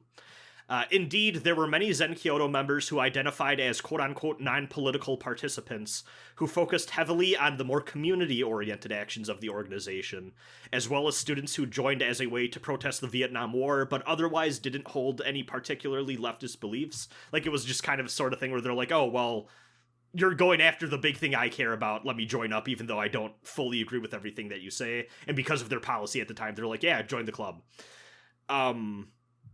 Oshii himself has stated in recent years that part of his interest in joining the Zen Kyoto movement came from the idolization of its male members among the youth. Men participating in the student protest activities of the time were seen by their peers as cool and tough, and Oshii wanted to be a part of that because he wanted that image for himself. However, my god, dude. However, much like the Zengakuren student movement that came before it, the Zen Kyoto movement would fail to complete its objectives as the violence on campuses across the country shifted public opinion against the students and legal authorities, gave police the authority to break up protests with harsher force. There's a thing here I'm realizing now I didn't quite cover, but something else that... So, I talked before about how the student protest movement and the Japanese leftist movement that came before the New Left movement kind of broke apart because of that season of schisms where everyone started fighting each other. This did also kind of end up happening with this New Left student protest movement. Something I saw that was interesting, noted on Japanese Wikipedia, is that a large part of the reason the New Left wave kind of died down was because a lot of internal disagreements became violent, and it sort of self-selected who was starting to join, because as these groups started to fight each other more and more, a lot of the people that weren't really willing to fight or risk being targeted by other student, activists that didn't agree with their group were basically like, I'm just not going to join up at all, which means that the people that were left behind were the ones that were more militant and willing to fight each other. And these are the people left behind that are doing things like setting up homemade mortars against the G7 summit, which I thought was interesting. So, like, there is a public perception shift of, oh, this used to be, like, more of a student movement that kind of filtered down to, like, this radical element that are now taking more extreme actions, and that's where the big public shift happened, where people are like, no, they're not playing by the rules anymore, they're going too far. Was a big part of the shift there. Oshii has gone on record as saying he was disappointed by the outcome of the student movement, and this frustration can be easily identified in many of his works. It has been noted, while many of his contemporary creatives who participated in the protests began to identify as more centrist or conservative as they got older, Oshii is still seen by many cultural commentators as an emblematic voice of the New Left in the world of art, though this has received some pushback by younger people because he has not really adapted with the times and adopted more progressive ideas. Notably, he is quick to identify and criticize Western hegemony and capitalist exploitation, but he will also rant on Twitter about how American video games don't have conventionally attractive women anymore because of political correctness. Lol. Old man. Yeah, this is the type of guy I assign you old man. You're going in the old man bucket. That is the perception from him. From a lot of his detractors in Japan, is he is a guy who did not get with the times, and he's stuck in that time he came up in. Time to watch Vlad Love. Well, yes. New Detour Quarry coming soon. Yeah. So, the last section I have is, let's talk about reception of the movie from some of the contemporaries. So Oshii's personal hero and mentor, you may remember, Hisayuki Toriumi, who he made Dalos with, found the red spectacles difficult to evaluate and felt as though the script needed some polishing. He said that there were some parts he found interesting and other parts he found boring. But the final state of the film was likely hindered by the small budget that they had to work with. He noted that he felt that while Angel's Egg was an anime movie that felt very lifelike, The Red Spectacles was a live-action movie that was very anime-like, and he thought that was an interesting dichotomy back-to-back, which I can agree with. I see some of that in both those. Now let's talk about... Oh, I've been looking forward to this. Hayao Miyazaki and Isao Takahata were less impressed. Wow, that's crazy. Okay. The producer, Shiba, showed the duo the Red Spectacles trailer on the last day when they were in his studio for recording audio for Laputa, Castle in the Sky. Upon asking for the duo's opinion on the film, Miyazaki simply sat there and said nothing, while Takahata remained vague and cagey, saying things like, there's really no way to judge from just a trailer. Miyazaki later contributed an essay titled About Oshii that was included on a pamphlet for select screenings of the movies. I don't think this was contemporary to when the movie was released. I think this is like special screenings that were after the fact sort of thing. In this essay, Miyazaki wrote, quote, "I have no interest in live-action films, ... When I see that Oshii is still clinging to his childhood as a film enthusiast, I only feel a vague sense of incongruity, like when a live-action director attempts to direct an animated film." Regarding the movie itself, Miyazaki wrote, quote, "This film most clearly expresses what Oshii is thinking. While watching the movie, I felt as if the high school student trapped in the barricades of 1960 was still shouting, 'For me, this moment is the only thing worth calling reality.'" Okay, man. Yep. All right, sure. And that's all the writing I got on the Red Spectacles. I guess the other thing I will highlight is that in 2010 the soundtrack was re-released, and Oshii did include some liner notes that were essentially a reflective personal essay about his youth living as a dog. And basically in it, he summarizes that, like, kind of his growing radicalization and feeling as though he didn't really belong, the authority figures and parental figures in his life getting upset for how he was acting, but saying that every classroom in the country had a dog, and when they all had the ability to come together, they started to prepare for what they felt like was a coming war. And there was also... Yes? No, go ahead. And like, he says things like, a lot of us thought that we were gonna die in the first time gunfire was exchanged, but we all thought it was worth it, like that sort of shit.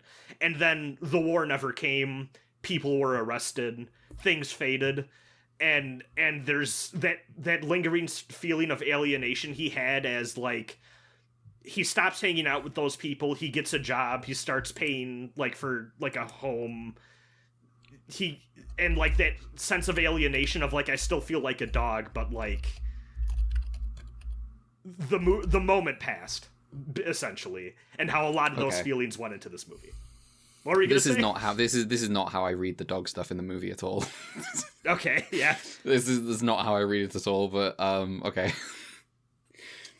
Yeah, again, worth noting, this is him in 2010 reflecting on movie he made in 87. He can intend whatever he likes. I'm not talking about him. Oh yeah, I'm talking about the movie. I'm just saying it's worth noting because it may have even shifted. You know what I mean? Like, versus what he intended, because I do think it has. So also worth noting too, the dog stuff shows up in a lot of Oshii movies, and I think that's also one thing where I think what a dog means in an Oshii work ebbs and flows over time too, and I could see him retroactively placing some of those ideas back onto this movie. Okay. He's got that dog in it. Yeah. Oshii's that guy where you go into his house and you go, why do you have a sign that says beware of dog? Uh-huh. And Oshii says, because the dog in me. Let's talk about the Red Spectacles.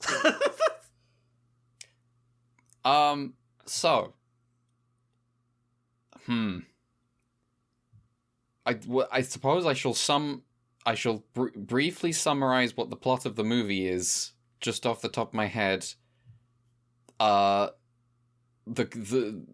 super fascist evil cops with the Veraboo outfits and weapons, they've gone too far. The public is calling for their heads, and so a call has gone out for them to be brought in.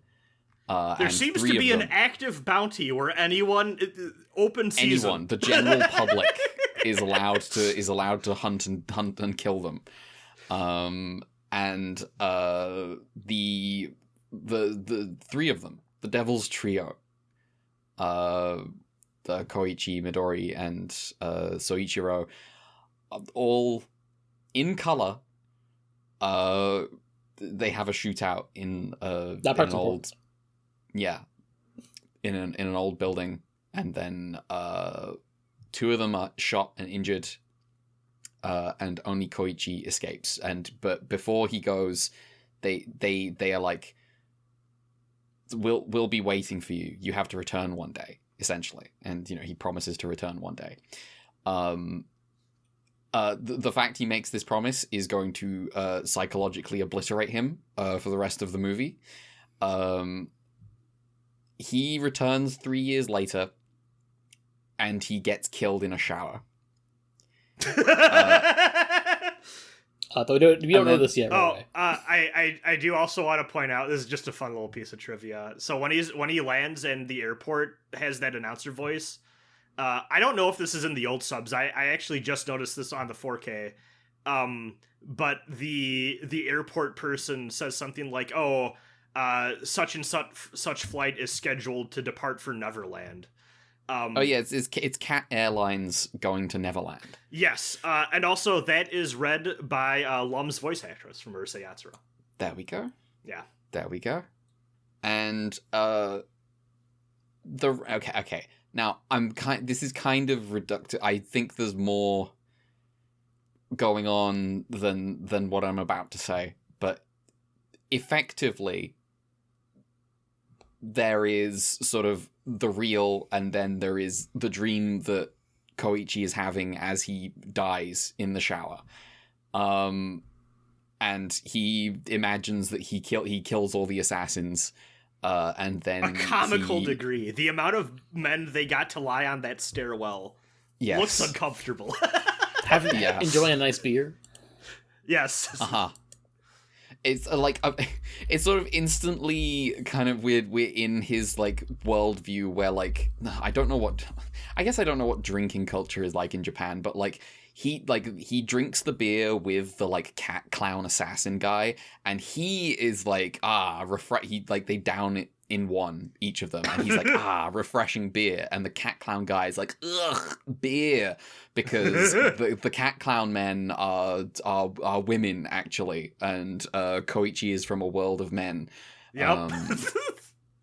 And then they he gets a taxi where he gets informed that stand-up sober shops have been outlawed.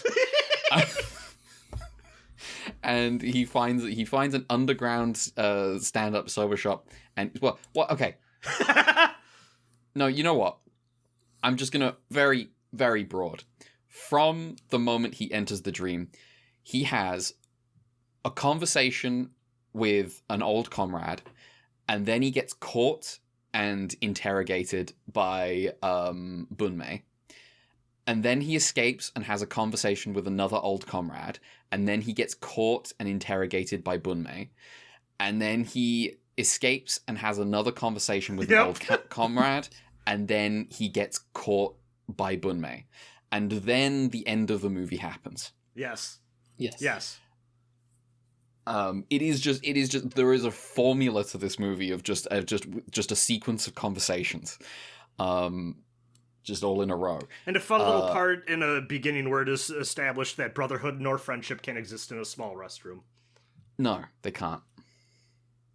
And the substance of these conversations is he goes to meet Ginji because he wants to find out where Soichiro and Midori are, and Ginji poisons him. By which I mean he puts like a laxative in his soba. Yes. And then the same thing happens when he escapes. Bunmei, interrogates him. Bunmei's like, I was a Kerberos member too, but now I work for the new government. And Bunmei is him and Bunmei both wear sunglasses all the time. And then he escapes Bunmei, and then he goes and finds Soichiro. And they have a conversation like they're facing each other, but at a 90-degree angle from each other, so that we can see both of their faces. Then they talk about he talks to Soichiro about like, well, what's happened and Soichiro as well, we were waiting for you, and eventually the waiting became painful, and we suffered. And then they let us go because we'd lost, and you don't need to keep losers in a cage.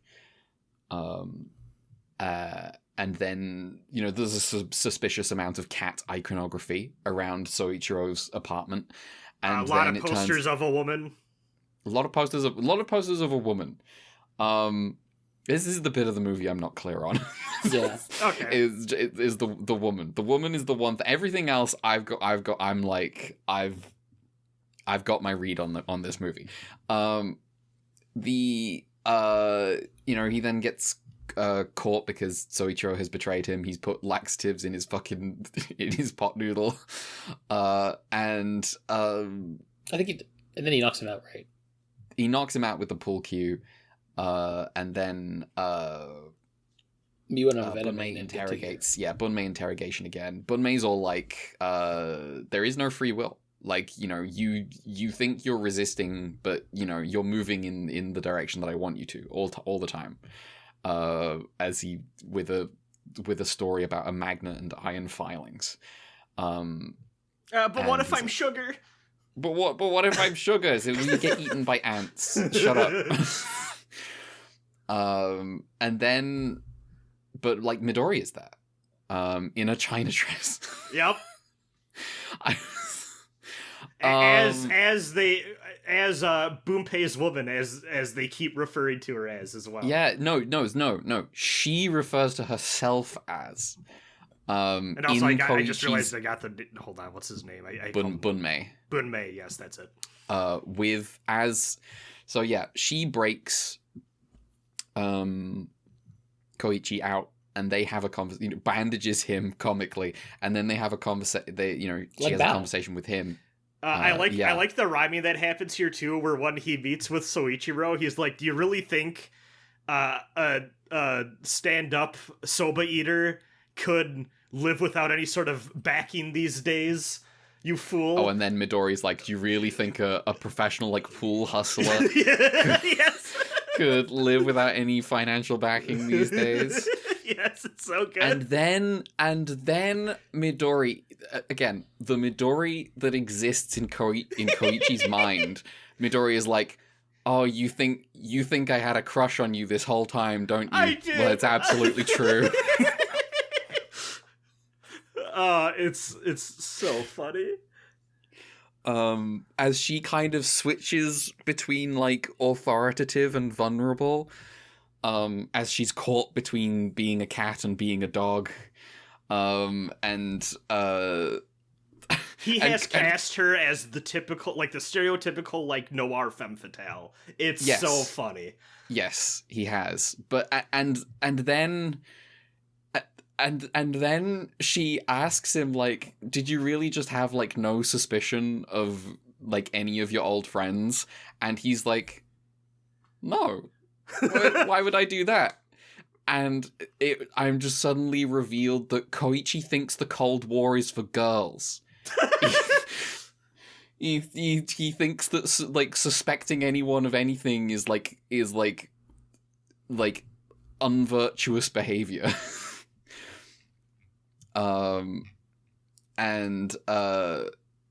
then there is a conversation in this too where he's trying to comfort her, and starts to give this ridiculous like black and white morality like fable that completely falls apart about different shades of gray. And then, as if to reaffirm, like, no, we're the cool cops, actually, she goes, that's the sort of thinking we always hated when we were doing the cool cop shit, right? We just followed orders. We didn't care about right or wrong. Those are the days. And then he's gonna leave, and she we'll talk about Midori, but he then comes back. He leaves, and then he thinks better of it. He comes back, and she knocks him out, and then he wakes up in the cinema that he was in earlier, and he's like, "Oh, was it all a dream?" And then Bunmei's there, and he's interrogating. He's talking to him again, and this time he shows the confessions of his comrades on the cinema screen, and he uses the word Tenko. Yeah, which you talked about in the Japanese fascism episode of Golden Kamuy. Yeah, and gets this whole dressing down by Bunmei, being like, well, of course they turned. They're human. An imperfect human body will never achieve anything. You're not actually fascist super cops. You're like, that's like a fake thing. You're like a person, and the government is the government, and you fucking lost. But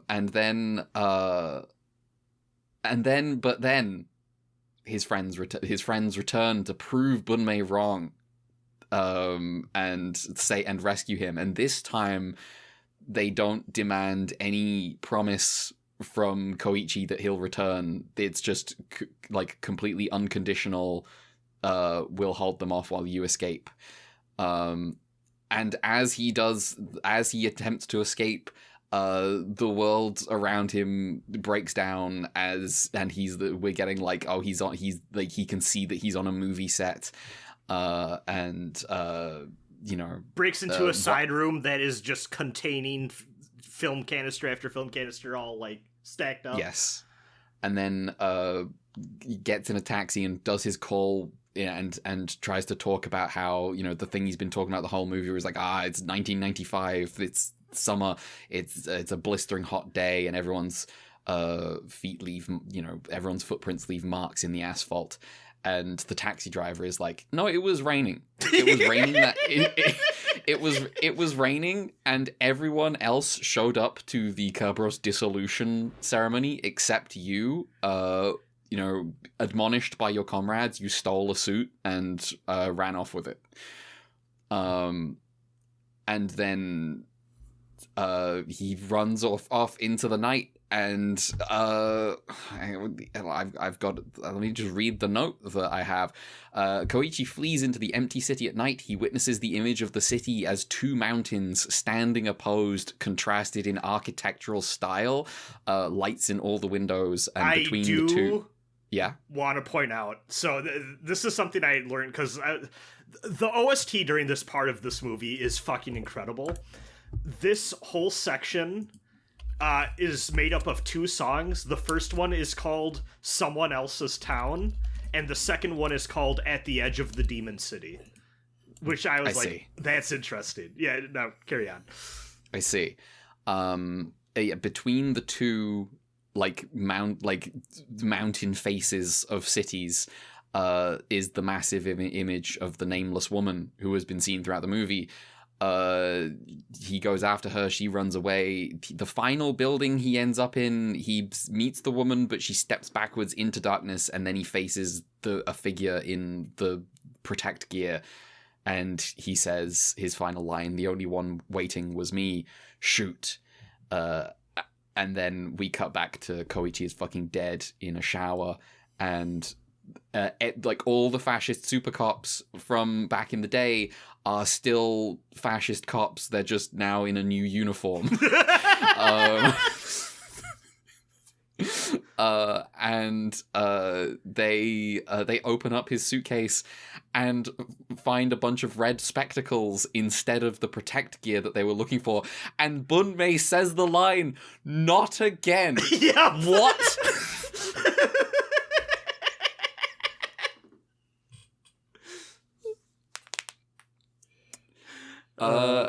And then they put Koichi's body in an ambulance. He drives off, and the nameless woman gets in a taxi and heads to the airport. And she looks at, the end of the movie. And notably, the taxi driver speaks with her and quotes the Shakespeare Tempest line about dreams are the stuff... we are such stuff as dreams are made on. Yes, yeah. And then, she picks up the phone that's in the taxi and just hears Koichi say his, summer 1995 line over and over again. Yeah. Which, I'll be honest with you, I have always read this lady in red as a psychopomp. She is fate. She is... his inevitable demise and her guiding him and his delusions into the next world that he can't as he clings to them, he is getting closer and closer to death, and even as he is fading from this existence, he is still clinging to the delusion. Sure, that works. What the fuck do we want to talk about? I don't know. I feel like I got more of a sense of what the movie was going for from your summary, which means I feel like an idiot. I watched the movie twice. Okay, so you know how twists in movies are really cool before you know anything. When you don't know anything about anything, you're like, well, when a movie has a twist, that's the best thing a movie can have. And it's sort of it's funny how the moment you learn anything and you start to think about things as you watch movies or read books or something, twists just start to piss you off because you start going like, well, I'm sorry I did all that thinking.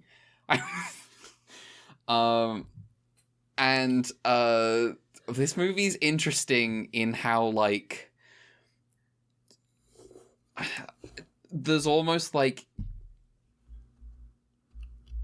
it's the kind of the ending of the movie where it's like, oh, and he's dead. He's been dying this whole time.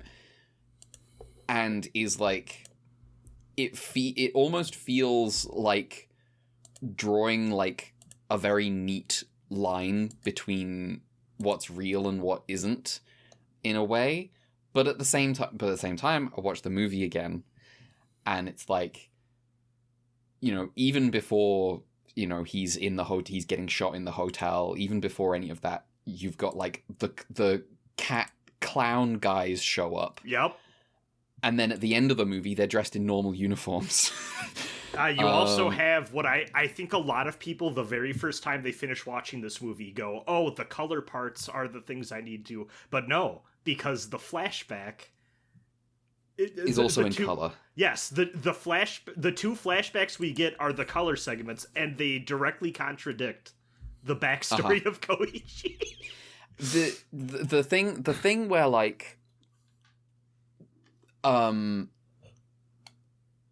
you could very easily read. I mean, you could watch the movie a couple of different ways. You could read that opening section as a fantasy, but at the same time, it's kind of the promise that happens in that is what weighs him down and leads him to his doom.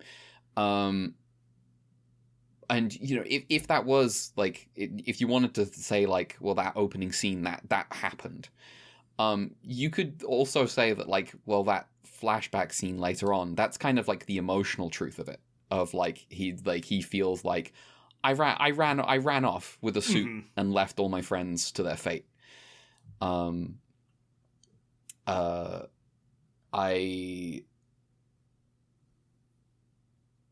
yeah, you could also very easily just say,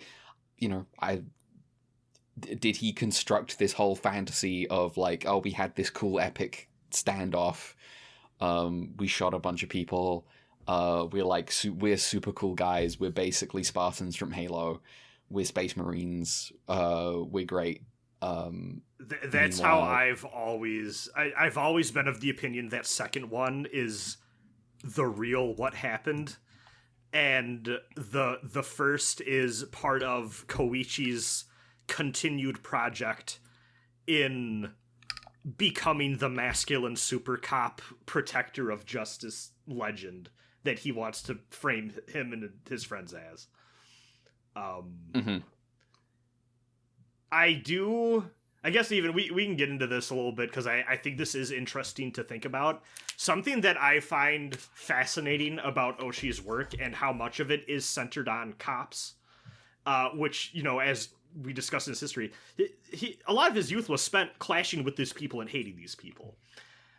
And I think that I think he is fascinated by the fascist worldview, by these figures of authority, and I think in a weird way often casts them as protagonists, almost as this sort of like exercise in, like, I don't want to say empathy, but exercise in trying to understand, like, what leads someone to be like this, and how, like, because at the end of the day, what I think this movie is so effective is showing is that Koichi is a hollow as fuck person. Like, the only thing he has is the violent worldview of enemies and non-enemies. And that's kind of his undoing at the end. And I think this is echoed throughout, even, like, you know, Pat Labor's a little bit more comedic, but, like, Ghost in the Shell with the Major, like, a lot of the questions there of, like, am I even a person? Yeah. And I think this framing, and again, going back to what he wrote about the dog thing, is I almost feel like there is a impulse in Oshii to try to map his own experiences and his view on life and masculinity and feeling like you don't belong with what, like, a renegade cop feels when they're like, oh, they're cracking down on me being too violent. Which I have seen many people use to try to, like, cast aspersions of horseshoe theory on him, and I think there's something more nuanced going on there, but yeah, I do feel a bit dumb when, from the summary, when you just said, like, oh yeah, all the people who were in the fascist super cops are now just in, like, still fascist cops, just without armor. Yeah. And I didn't quite make the connection there when I watched the movie, because I was just like, oh, they turned everyone, and then I realized, oh wait, no, they just changed the form of the thing, but didn't actually change. Just like, you know, there weren't any consequences. Basically, Operation Paperclip, or, like, you know, all the former Nazis in the West German government, etc., etc. Yeah. And, you know, in other, not Oshii stuff, but in, like, later Ghost in the Shells, you know, Section 9 just being, like, at the end of Standalone Complex, just, like, going away and starting again. Yes. There's also a degree to which, it is incredibly funny how childish Koichi's view of corruption or things going bad looks like. Oh, I can't eat my stand-up noodles anymore. It's so funny. He's like, one, it's childish. Two, it's like, it like gets framed in, like, via Ginji, who is an old man, and I'm like, this is, like, the most old man thing ever. It's like, they're coming for my fucking stand-up. So, I do really like the line when he's like, says, like, take me to a stand-up sober stand. You know, the type where, you know, it's run by someone with a shady past, and no one there ever shares their name, and, you know, everyone there is some kind of suspicious person. And the taxi driver goes, no, those all got shut down. It turned out they were all run by people with shady pasts. This is another fun thing. This shows up a lot. So again, we've talked about before this podcast, Oshii heads are really big to be like, no, his work is constantly in conversation with one another, and, like, it's important to watch them in the order they came out. In the Pat Labor OVA, when Azuma reports that, like, hey, I think I saw the guy who's in charge of the coup, he does it at one of these stand-up soba shops. And he gives a detailed report to the captain about what he ordered. Like, it's important detail. Uh-huh. It's like a fun little shorthand to be like, oh, this is a subversive guy. It's funny. So yeah, Koichi's kind of like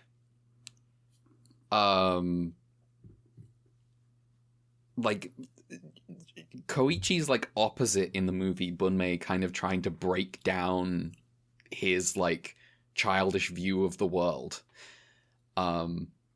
as like his own internal logic or whatever, is sort of a fun dynamic where I just framed in within Koichi's increasingly fantastical idea of what fates his friend might have befallen his friends. Because it is interesting that like they have been turned, in the way that he thinks that they've been turned, right? But not in the way that he thinks he's like got like this, my friend Soichiro, he became a professional pool hustler. Yeah. All of his friends are movie caricatures now. Yes. When we get introduced to Soichiro, it's like the scene of like some kind of chase brawl scene going like across like a wall that's like the camera just moves horizontally. Yes. It's ridiculous stuff. He tosses a pool cue through that guy's head. Guy's head. Absolutely. There's just a lot of stuff a lot of absurdist style going on to sort of cement the sort of like weird fantasy nature of all this. But again, that also bleeds into what is theoretically real about the movie. Like what the ending where they open up the suitcase and it's all sunglasses, and it's like, I can't be like, oh, this is the real world, this is real. I don't, it's a very interesting movie. I think it's very fun to watch.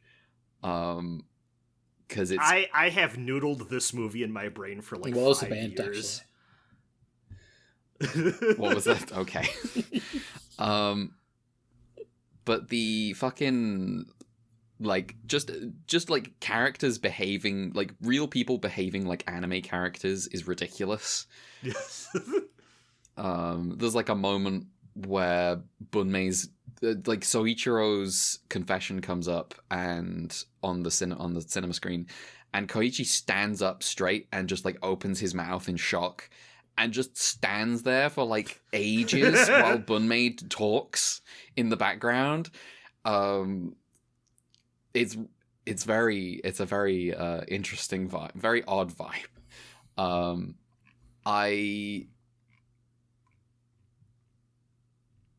Hang on, what do I have here? The cats and dogs thing. Okay.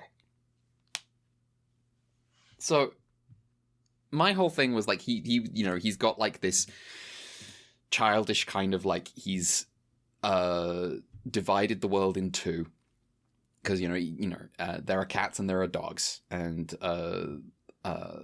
he's from the world of the dogs, where people they understood who their master was and what they were loyal to, and they had like absolute loyalty, whereas a cat is like scheming, is like it's a cunning creature, and crucially it's effeminate.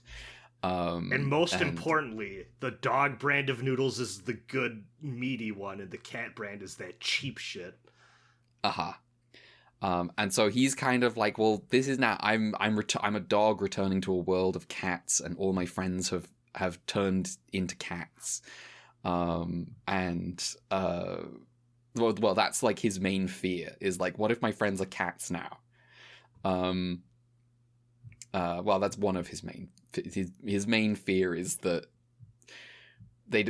well, I suppose that is his, he's like wonders whether they want to be saved by him.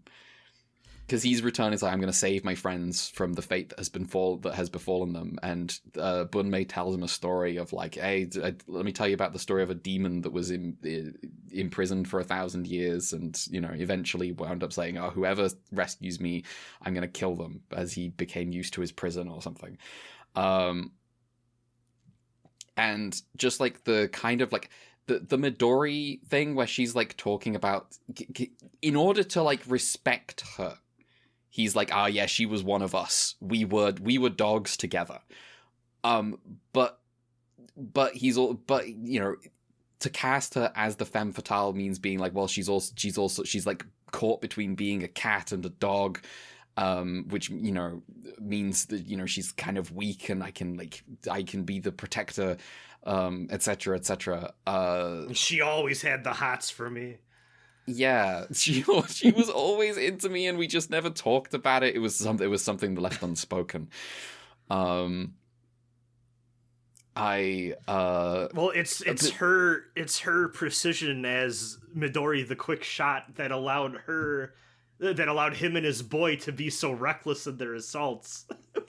I thought was a really funny detail of like, oh, the woman as the backup fixing the impulsive men's mistakes and always having their back no matter what hijinks they got up to. Yes. I basically just think this movie is just a very fun just dissection of like this fucking loser. Yes, yep, it is the ultimate dismantling of this masculine fascist power fantasy this idiot has. I love it so much. It is fun that like the first entry in the series about the superpower armor guys is actually the one guy who has it that we see is a dweeb and a loser. Yes. Just eating pooping. I mentioned this last week. I mean, like 2 hours ago. Where like he's carrying the suitcase around the whole fucking movie, and I'm like, I know you've got that fucking suit of armor in that suitcase, and then he doesn't. He's got rose tinted glasses. Yep. I'm like that's a bit. I'm like, on the one hand, that's like kind of on the nose, but also it's like the fucking. Just like there will be no catharsis. He will not get like the cool guy send off. He will not be like doing anything incredibly cinematic. He will be dying. He will be getting shot in a shower in the hotel, the first hotel he checks into on the first night he arrives in Japan. There's so many different. I love this because there are so many different things in this movie, too, that I think can be read in, like, the glasses, because I do think there's a rose-tinted glasses thing there. I think also, too, the red spectacles are in many ways supposed to be, like, this is a man who has limited self to only being able to see the world in a violent way. Okay. And I mean, that's... I'm gonna tell you, for this the entire time we have ever talked about the red spectacles, I've been like, oh, that's referring to how the suit of armor has red lenses. Yeah. The whole time. The fact that this movie ends on kind of a... I mean, I don't know what it is in Japanese. It is like it's like akamegane, right? Yeah, which I guess you could use in the same way. So it's kind of like not like a pun, but it's like a play on the idea of just being like, oh, it's the red spectacles. It's like a funny little just gag. Well, like, notably, too, when they first park the Jeep in the colored section at the beginning, it's a close-up on the helmet where the red eyes are glowing, and then as they park, the lenses fade as if there's, like, an electronic component being deactivated or something. Yes. So I do think they're aiming for that. They're trying to get you with that. I'm so... truly, the best line in this movie is "not again." Yes. Second time watching this movie absolutely floored me. What do you mean not again? This is a thing I've thought about a lot too, because it's such a ridiculous thing to say upon opening up a briefcase when you're expecting to find Halo Nazi armor and instead finding glasses. And I have always thought of this as, while they were trying to track down this one guy, I think that there's this sense in I think considering how much they emphasize that Bunmei is obsessed with tracking down guys like this. And I think there's a little bit of bewilderment or frustration being expressed by him at this point that the system he works for and is loyal to is constantly going to make this type of guy. And him kind of contending with that. Yes. There's also kind of like... Because, you know, the thing he's after is the last protect year. That, like, he's like, I bet this guy had it. And, like one, this is kind of... This ending skewers Koichi and Bunmei at the same time, as they are both presented as rivals. They are both the guys that wear the sunglasses in the movie. They are the opposites. They're the same, but for different, in a different situation. And I, you know, like, one... When he says not again, it's like there are guys like Koichi come back all the time and get got. Koichi wasn't special, and then some of them might be saying like whether it's like including or not including Black and Yeah. Yep. And then you know, and then it's Bunmei being like, sort of like. The final word on the situation, like he'll never get the closure he needs for like the old, like, because you know it's all kind of still, it's like he'll never get that satisfaction of being like, we've finished our task. It's a forever job, because he's not actually fixing anything. Which I guess we should make is there this, because this is a sort of a this is the degree to which this kind of feels like spy thriller, right? Yeah. And so like there's a degree of like, because I mentioned Koichi thinks the Cold War is for girls, right? You think, you know, this is a world of cats now. It's like he's a World War II guy. he's like the old school fascism back when we were like at war with people, and now it's like it's a different type of fascism that he's not used to. And so, you know, the fact that this movie kind of replicates like various spy movie things, but like specifically like with very like hits the core, like the genre beats, but with weird specifics, like poisoned by an old comrade, specifically laxatives. Making him poop. Yeah. I also love the little twist of the reason the laxatives knock him out is because he refuses to poop somewhere he's not supposed to. And he's like, because of your overwhelming sense of civic responsibility, you couldn't stand it. You were found passed out on the bathroom. Just playing with like some of that as the movie breaks out into comedy is really good. When they're gonna interrogate him, and what that means is feeding him alcohol, just like pouring alcohol down his throat while he demands like, have you got any shochu? I do have wine. Ridiculous stuff. There's like two moments in this movie where he's not wearing the sunglasses, and there's kind of like you know, because I think the fantasy bleeds into the real world, but we can also see the real world affecting the fantasy as the second Bunmei interrogation, he's getting the water poured over his head, and his sunglasses are falling off his face. And then the end of the movie, that's the other time when we see him without his sunglasses, as they've fallen off his face while he's dying under the shower. Just that little, you know, little touch. He's also getting stripped a lot too. Getting stripped a lot. There's a lot of... He's got Hank Hill ass, I'm gonna be real. I think of the guy who he just, like... In the movie theater, he just strips, and it's like, why?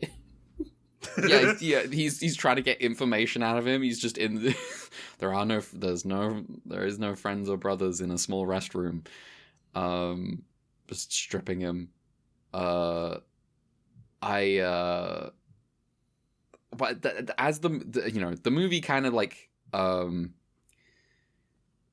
the meat of the movie is in this sort of like the conversations that happen in like the whole second act, like from the moment he meets Ginji onwards, up until the final confrontation with Bunmei, and then like the last bit of the movie is just the whole thing breaking down. Yeah. That scene where he goes to Soichiro's apartment and realizes it's just a set, and he starts tearing it apart, is phenomenal. You know what I'm gonna deny? What? I'm gonna deny that this is Brechtian. I was thinking about it. I didn't want to bring it up. It's so one of the things with Brecht is that his techniques were adopted beyond his original intended usage of it. And there are many people who have found that you can increase the audience's emotional involvement through some of those techniques. I would say this movie uses some of those sort of like techniques not for like distancing the audience to engage them analytically, but instead, they represent how Koichi is seeing the world, and so it's actually bringing us closer to him as we watch, as he begins to perceive that the artifice of what he's seeing. He begins to understand that this isn't real. So I would not call it Brechtian. This makes sense. It's contra-Brechtian. Contra-Brechtian. It's something, but yeah. There's a lot of just like it's like we've become familiar with like sets through the movie, and he begins like just like opening doors and stepping from the hotel into the cinema, from the cinema into the place where he has his conversation with Midori, and it's just like completely directly connected, and he's just completely bewildered, wandering around. The effect is just I think it's very good. I think it's a good movie. There's a few. The other thing, I guess, while we're talking to the city, something that shows up a lot in Oshii's works, is the modernization of Japan, the urbanization of it, and including like the reclaimed land that gets built out on the oceans and stuff like that. Notably, the helicopter sequence at the beginning of this movie was filmed on, I believe, recently created reclaimed land. Okay. And this shows up in Ghost in the Shell. This shows up in Pat Labor. Koichi is constantly talking about how like things are different. The town is corrupted. Things don't look the same like they used to. Something that I think this also, I want to combine this with that ogre fable, which you talked about, which you referenced as like, oh, it can't be seen as the ogre is getting used to the prison. I also think there's a degree which the movie hits on where because the fable goes like the ogre is trapped by a fisherman in a bottle, and he says at first, "Oh, I'll grant great power to anyone who frees me," and then he says, "I'll give someone, I can't like the whole world if they free me," and then eventually he goes, "I'll give him 3 wishes if he frees me," and then after a century passes, he goes, "If anyone opens up this bottle, I'm gonna tear them apart." And to me, that speaks to and is supposed to echo his comrades' resentment at being made that promise of, oh, I'll be back and things will be better. And then the bitterness as he's not coming back anytime soon. And they're kind of left to deal with the shit. Which then goes right into the sequence not long after where he's in the cab for the final time. And he says the most incorrect thing of anyone ever. That the times don't change, but people do. Well, he's in the middle of reliving his original escape, but with the very inconvenient detail of his promise to return, conveniently removed. Yes. And so he's granting himself a complete get out of jail, like emotional get out of jail free card of being like, my friends would want me to escape without them, and grant me an unconditional escape this time. then the taxi driver tells him, "Nah, motherfucker, you ran." And I think yeah.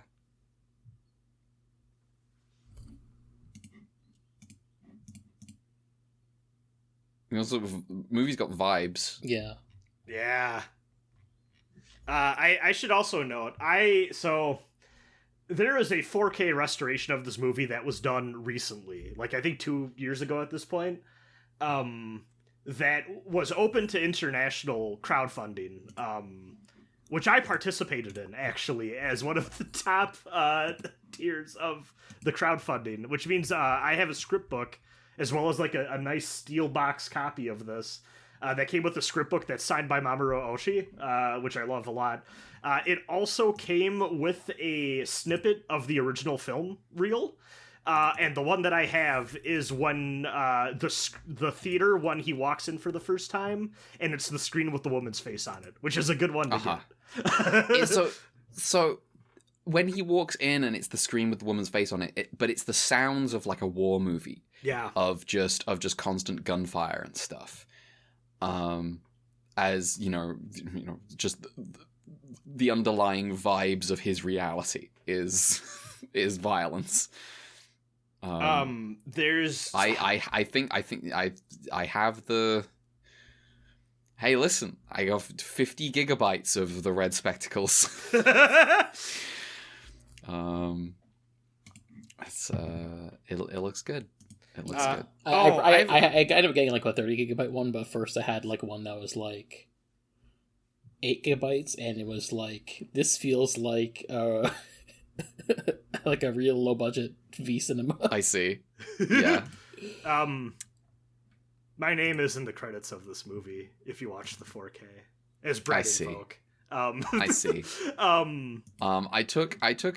I would just like to present this is one of my favorite screenshots I took from this movie. This is a metaphor. This is just Bunmei telling Koichi, this is a metaphor. It's really good.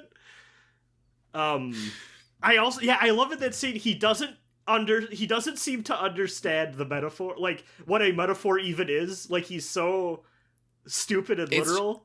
It's so, but the thing that's interesting is that Bunmei in this is an aspect of him. There's an aspect of Koichi that understands that he's a fucking loser. And he has built this sort of like, I think the sunglasses are key here, where he wears them all the time. It's the middle of the fucking night. I wear my sunglasses at night, etc. Yeah. It's, however many miles to Chicago, full tank of gas, etc. He wears the coat. But like, I think one of the key fashion choices to explain Koichi is that he wears one of those shirts that isn't a full shirt. Yeah.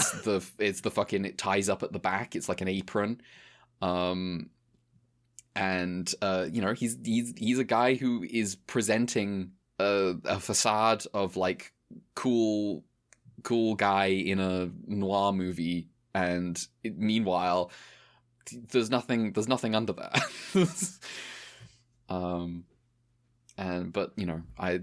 The fact that he builds this persona means that somewhere in there he understands that it's all constructed and it just needs breaking down. The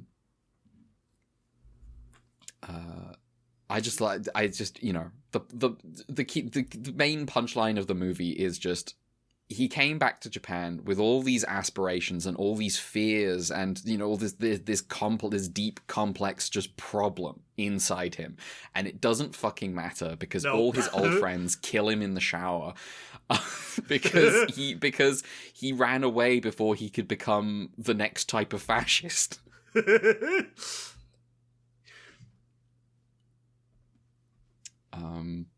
There's a really good Exorcist homage shot. I don't know if either of you two caught it when he's walking down the tunnel up the big towards the big staircase. So I have not seen The Exorcist, but I think I know the shot you're talking about. Yeah, it's the one in the poster. It's iconic.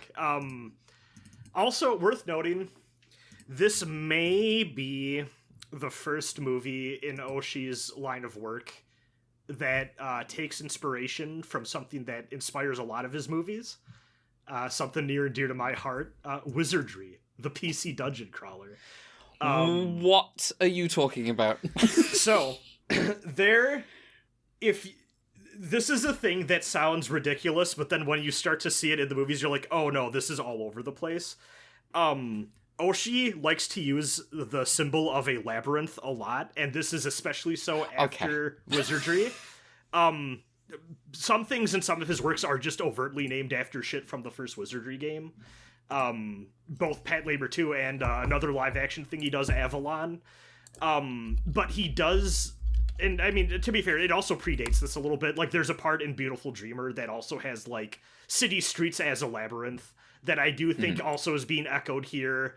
But there is, and especially too in the last part of this movie where he's running around and has no sense of, like, direction. There's a lot of, like, long shots of, like, tunnels or confused guy aimlessly looking through tunnels that I think this is the first time that some of the, like, dungeon crawler stuff he loves is actually maybe informing a little bit of how it's shot. Which just a fun little note. I mean, there's like him. The thing that sticks out to me is like him in the second floor of the hotel. Like twice over, he winds up in the second floor of the hotel, being like, "Okay, I have to get out of here." Yes. And looks around at all the closed doors, picks one, and one of them leads directly outside, and then like onto like the roof, and the other one leads into Soichiro's apartment, and it's like, why the fuck does that take me here? Now, I do want to add that while Oshii obviously loves Wizardry, we should all know he has a different favorite game these days. Yep, Fallout 4. Fallout 4. I also Fallout 4. Yes, he has described Fallout 4 as his perfect video game. He loves to do the side shit in Fallout 4 and has played thousands of hours. I also learned recently. I think I read. I just did quick googling. He's been playing it for 8 years. Yes, over 10,000 hours. Not actually doing the main quest. Maybe. He has which explains some bizarre lines in Vlad Love. He also has over 2,000 hours in PlayerUnknown's Battlegrounds, I learned recently. Okay. That's a better use of his time than Fallout 4. I agree with this. Fallout 4? Yeah, I don't get it. I don't get it. It's like he said it's the game that's made for him. Yes, he loves it. Here's the thing. If he was a Fallout 3 guy, I'd be like, ooh, you're Oshii. What type of guy are you? Fallout 4? That's nothing. I am really interested in, I referenced it earlier, but he has a movie in the early 2000s that's another live action, like, action movie called Avalon that is, like, set in like a MMO video game war thing, and I know is like based on him being like, oh, I'm really into video games and like wizardry and MMOs. I want to tell like a story about that, and I'm like, I'm so curious what the fuck that movie is about. Someone should tell him about Fallout 76. Yeah. Oh, also the other thing too, kind of similar to this too, Kenji Kawai, I learned also too gets a little cheeky with how he names I think it's either this one or Stray Dog. Actually, no, it might be, it's either this or Twilight Q. But Kenji Kawai, when you look at the songs and OSTs that he makes, often has a song titled Labyrinth or Labyrinth something. I see. And it's always like a slower, like they're not the same song, but it's always like it's always the same tone essentially. Which I thought was kind of interesting too. I mean, Kenji Kawai briefly becomes the main character of the movie when Koichi goes, is escaping into the city. Yeah. I'm posting the fucking screenshot of the the money shot of the movie, which is the opposed mountainous cities, because like the one on the right is like so weird. It is. Yeah. I know Oshii is also a big Blade Runner head, and there's part of me that's like, this is a bit Blade Runner. Yeah. Yeah, I can see that. The Blade Runner opening. Mm-hmm. Yeah. Or like even just when he's flying around and there's the cityscape. I've still always been confused over how this billboard in the front is being held up. So it looks like a CG imposed. If I didn't know better, and obviously it's the 80s, so who knows? That's even possible. If we look closely, we can see what look like cranes, but I think they're attached to the billboard, in the background. However, that is a very big face. It's sort of interesting that like he sees her poster in an elevator like once, and then starts seeing her throughout his. But her role in his thing. Okay, he's seeing her before he like theoretically died. Again, we're talking about how the first time I watched this movie, I kind of felt like the ending's quite normal. Actually, I sort of felt like this was sort of proto Oshii. Like Oshii would go harder in the future on like the bloodlines between what's real and what isn't. Mm-hmm. But rewatching the movie, I was like, okay, so you got the weird cat clowns before he gets shot. You've got the announcer for the flight being like, Cat Airlines going to Neverland, and then you've got the weird sort of Bunmei slide. Yep. He see not just the poster. He sees her herself in the other elevator. Going up while he's going down too. I didn't notice this. It's very quick. But I feel like at a disadvantage for not having rewatched the movie. It's one that benefits from a lot of watches, I will say. And I mean, it's just surreal art is surreal art. It's always it's always going to be a little hard to parse at first until you really. Well, he actually need a really big IQ, etc. True. Also should be noted too, I meant to bring this up more, but like on the blurring lines of reality and questioning things, Beautiful Dreamer, which I watched both the Ursa Yatsuras in the lead up to this podcast as well, also playing in this realm quite a bit. And I do think something that does inform this movie a little bit is that watching Beautiful Dreamer after getting the rundown on, Oshii was really fed up of how he had to make a comedy show where none of the characters were allowed to progress, and then he makes Beautiful Dreamer kind of towards the end of that run, which is a lot, like, in many ways about, like, characters stuck in a loop, or, like, a time loop sort of thing. And I think some of that frustration is still present here in this movie, especially maybe working with a lot of the same cast again, of, like, that blurring of like, these characters stuck in place, not allowed to grow. What does that mean for them? Particularly with Koichi. Tangential note to that. Did you ever get around to watching that Angel's Egg Lupin episode? No, I did not. Okay. I did watch Angel's Egg. Yeah. Like a couple of weeks ago now. Because you said it might be good to watch that in preparation for. Did you think it? Do you think it impacted your viewing of this movie at all? I am curious about that. That's a good question. Probably, but like I don't know. Yeah, I could see it either way. I don't know if it did. Angel's Egg is. Angel's Egg is like pure mood in a way that like where this was kind of like was more it is basically like mood, and then the movie ends and you go, okay, well, hang on. The thing I will let me think. The thing I always take from Angel's Egg, and where the heart of what that movie is about to me really shines, at least my read of it, I do think has a big parallel with this movie, which is At the ending of Angel's Egg, the man looks up at the big godlike structure that the girl is now a part of, and definitely has like a look of like alienation or like complete like he doesn't seem to fully grasp. God damn it. But like there's the sense of like I'm not a part of this, like I'm othered from this, I don't get it, and like kind of that question of like what does it mean to lose faith and no longer be a part of something. Well, it's sort of the big thing of it. This is spoilers for Angel's Egg for like the next like 30 seconds.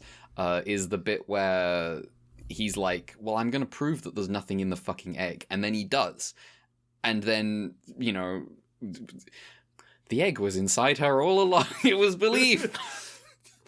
And you know, the faith is faith. And you know. I still think it's wild that that was her first voice acting role, and she loved it so much. She's like, "Oh fuck yeah, I'm doing this forever now." What a first debut role! Holy shit! Yeah, 12 lines. An you show up for an hour of recording. Yeah, well, yeah, the scream's good. The scream is good.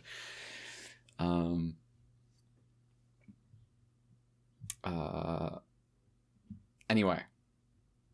Do we have any other points we would like to hit on the Red Spectacles? I don't know. I'm trying to think. I feel like I didn't contribute much just because the movie is less fresh in my mind. That is... Oh, you were busy. Yeah.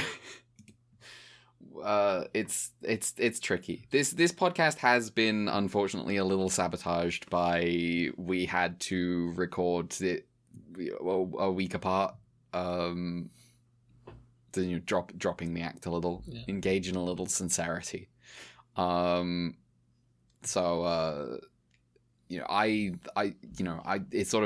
it was sometime yesterday. I was thinking like I want to play some Tiberian Sun. Because I'm me, and instead I was like, "Oh no, hang on, we got to do a podcast on the Red Spectacles tomorrow." Because I was like, "I just played RTS." Oh, sick! I did play RTS at some point in my life, though. So, man, come on and conquer. And of the big IPs in RTS, it's the one I'm allowed to play. Yeah. My mic disconnected again, so I just left a little time. This fucking moment. I'll buy a new mic between now and next week. So this doesn't. Yeah, this thing is starting to go. I need to. It's unfortunately on its last leg. I think there is precisely one guy who gets a BDS pass on Age of Empires 2, and it is the literal best player in the world of Age of Empires 2 is Palestinian Canadian. Like refugee family, and so all the Microsoft prize money goes directly into his family's pockets. Okay, yeah, that's valid.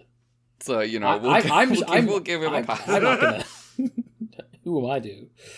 Who am I to tell Hera? No, he's like, you know, he's been like, he shut up on his social media at some point when he was, you know, he understandably in 2023 was like, I have some things to say.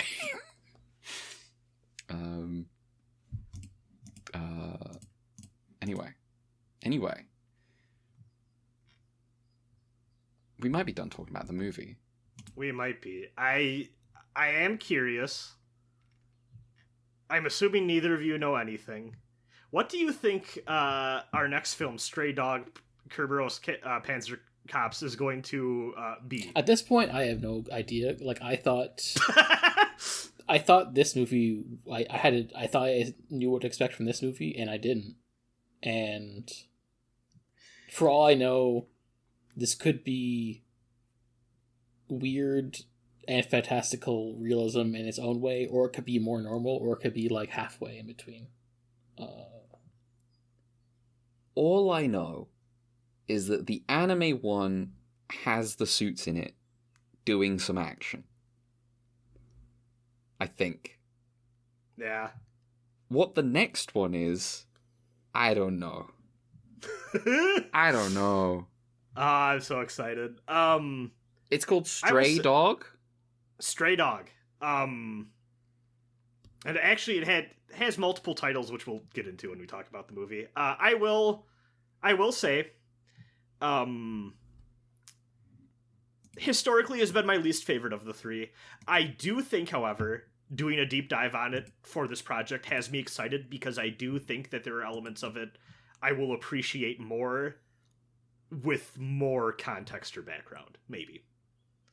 So, secretly, it's been the one I've been looking forward to talking about. Well, that's not true. I've been looking forward to talking about this movie a lot, The Red Spectacles. But secretly, this is probably the one I'm the most excited to revisit doing, like, due diligence on, if that makes sense. This is the second one.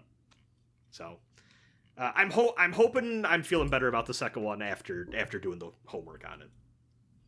Mm-hmm. So these two cities in this image. Yeah. Oh, we thinking the city he fears and the city he craves from the old day. I can see that. There's a couple of different ways. One is London, and one is Paris. One is London and one is Paris. Yeah. Oh, one is heaven and one is hell. One is the heaven of Ultraman. I was making like a Charles Dickens reference. Oh, I see. It is interesting how the one on the left seems to have more normal lighting, and the one on the right feels almost like sci-fi-esque in how some of these lights are shaped. Yeah, well, like the whole like the airport that they shoot the beginning of the movie in looks fucking weird. Yeah. Oh, it's their third pick. It was their third pick. The idea that it might just be like that is pretty funny to me. Yeah, that's just what that airport is like. That's just how they built that airport. That kind of shapes kind of the rest of the movie. We kind of see in interiors, except for when we get to him running around outside.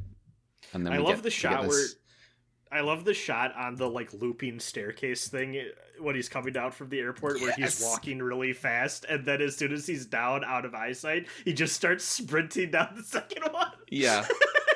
Yeah. I like how he dodges the guy following him by like calling a fake taxi and running away and hiding. Yes.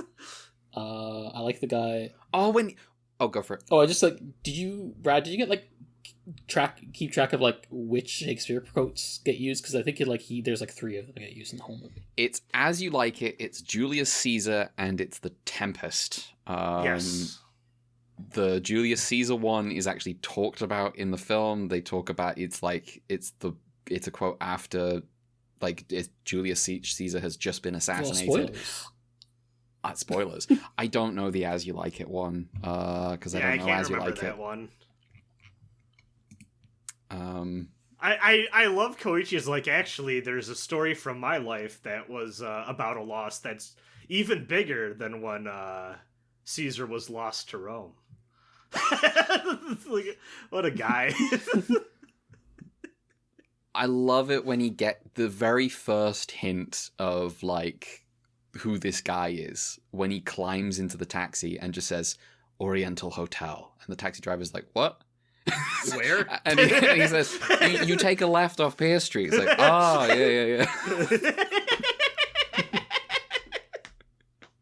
He wants to climb into a cab and be like, make it snappy, like it's Casablanca.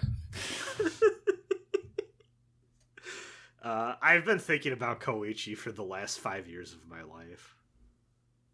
The definitive peeing and pooping guy. There's he's much more. I compared him to the guy from Breathless earlier. He's much more fun to watch than the guy in Breathless, because the Breathless is kind of just a movie about watching a guy be shitty to his girlfriend for 90 minutes. Great. A very important movie. I don't care though. Koichi fantasizes about being shitty to his girlfriend. Oh, he wishes he had a girlfriend to be shitty to. He really does. Unfortunately, this is many people. I moved us on because we were in the middle of the summary, but yeah, the Midori scene. It turns out we do have more to talk about this movie. Yeah. So yeah, when he goes through his weird he tries to be clever and can't even finish his thought, and then she's like, "Of course, I understand." And then he like gets up to leave, and she dresses him like a housewife as he's going to work, like like that traditional role, and it's just. She also frees him by doing the I brought snacks for all the boys. It's funny. It's funny. The way all those guys react is really funny. Yeah, but then because he wants to respect her as his comrade, we were the dogs, we were the three-headed dog. He offers her like these moments of like almost like comical like masculine, like when she's like doing the deep voice, like grunting, pushing the big thing on her own, and then when those moments where like she just suddenly drops her voice like an octave to like say something kind of authoritative to him, and so he's kind of positioning her between these two things to try to thread the needle on liking her just right. I also think it's very charged that I believe the first time they start to talk about ownership to a master of the dogs is in relation to her and her knowing who her master is. I think that's very intentional. Yes, definitely. It's like I definitely wonder how I'd like would have viewed this movie on a second watch, knowing how it ends, because I don't think like. You think about things. These are things that like he's in his head, not like a reality, quote unquote dream reality. Like yeah, because he used to be like, there's just like Lynchian fantastic realism happening, and then when it became revealed to be a dream, which I think I was like, whatever when I first saw it, but for the same reason he said like, the whole thing about like twists, etc. Yes. There's sometimes I read a book or I watch a movie and a twist happens and I go, well, I'm sorry that I have a brain. I'm like, fuck you. I had a whole thing I was working on with your stupid movie. Yeah, so like this movie, throw it in the trash. I was gonna say like I'm like on rewatch knowing that there's all stuff in his head. I wonder how I'd view things and the characters differently, because I am only like. Now that you're pointing it out, I'm like, oh yeah, right, yeah, because it was a dream the whole time. So like, this movie is always my frustrating point where, we talk about these sorts of like plot beats and twists and things. Like these are all tools being used by storytellers to achieve something. Yes. And so when people say reflexively, which I can understand, I hate it when it was revealed it was always a dream. I always want to pull this movie. Yes, but I can't say it because then you ruin the experience of getting that reveal. Yeah. But like this is one of those exceptions to me where it's like, well, it's being used here as basically an engine for a character study that I find really interesting. But you can't quite lead with that, or else I don't think the movie's doing what it wants to do. I definitely had that reaction, and so this discussion being like, oh yeah, it is the engine of a character study is like interesting to me, and like okay, I can appreciate it more in hindsight. I love this movie. I really like it. It's very cool. I liked it. I liked it. I found it interesting. I watched it yesterday. And I kept pausing it and going back and being like, wait, no, I'm finding things. This, like, I always loved Ghost in the Shell and Innocence and like Pat Labor and stuff. But I do think this was the thing that made me like go, I'm an Oshii head. Like this is what pushed me over the edge. And yet you haven't seen Vlad Love. I guess you're a fake fan. No, fake fan. I am. I have seen. Hold on, let me see the name of it, which we'll talk about next time. Next time. I have seen female fast food grifter Foxy Croquette Ojin struggle to death in Palestine. Yeah. The 2006 short film. Oh, okay.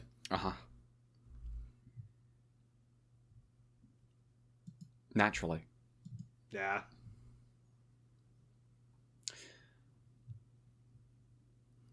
Anything else?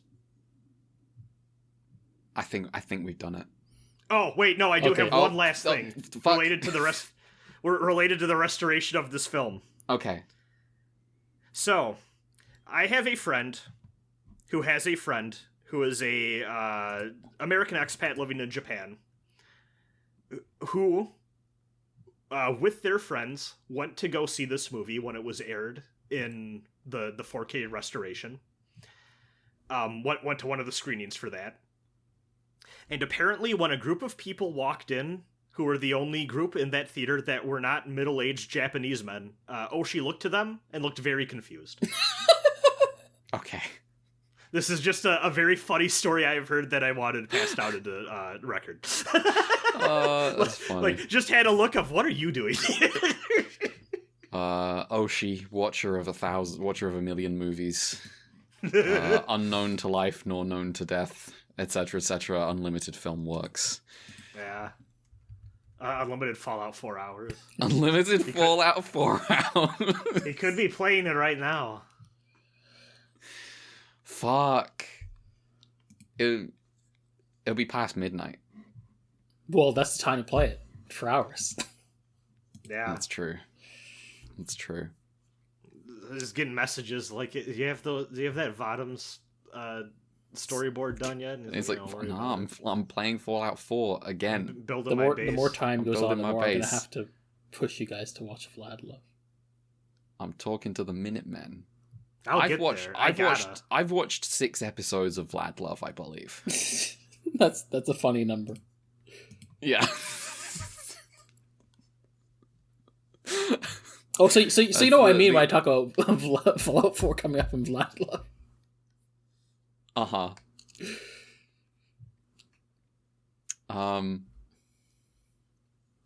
Well, that might be the podcast. Yeah. Let me just. I don't think because we don't usually for we didn't really advertise or ask for emails.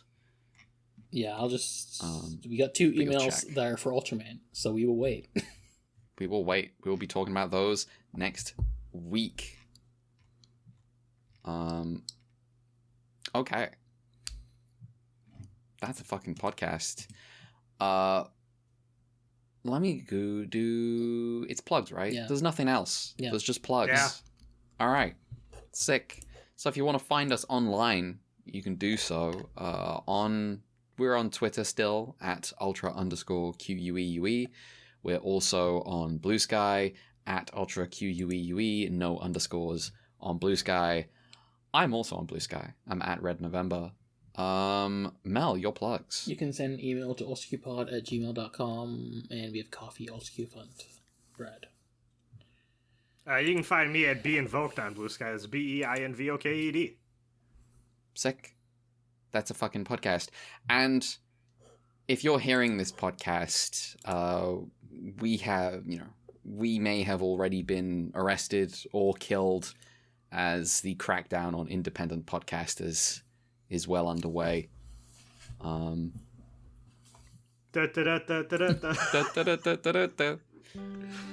the fucking... Do you really think someone can be a podcaster these days without funding?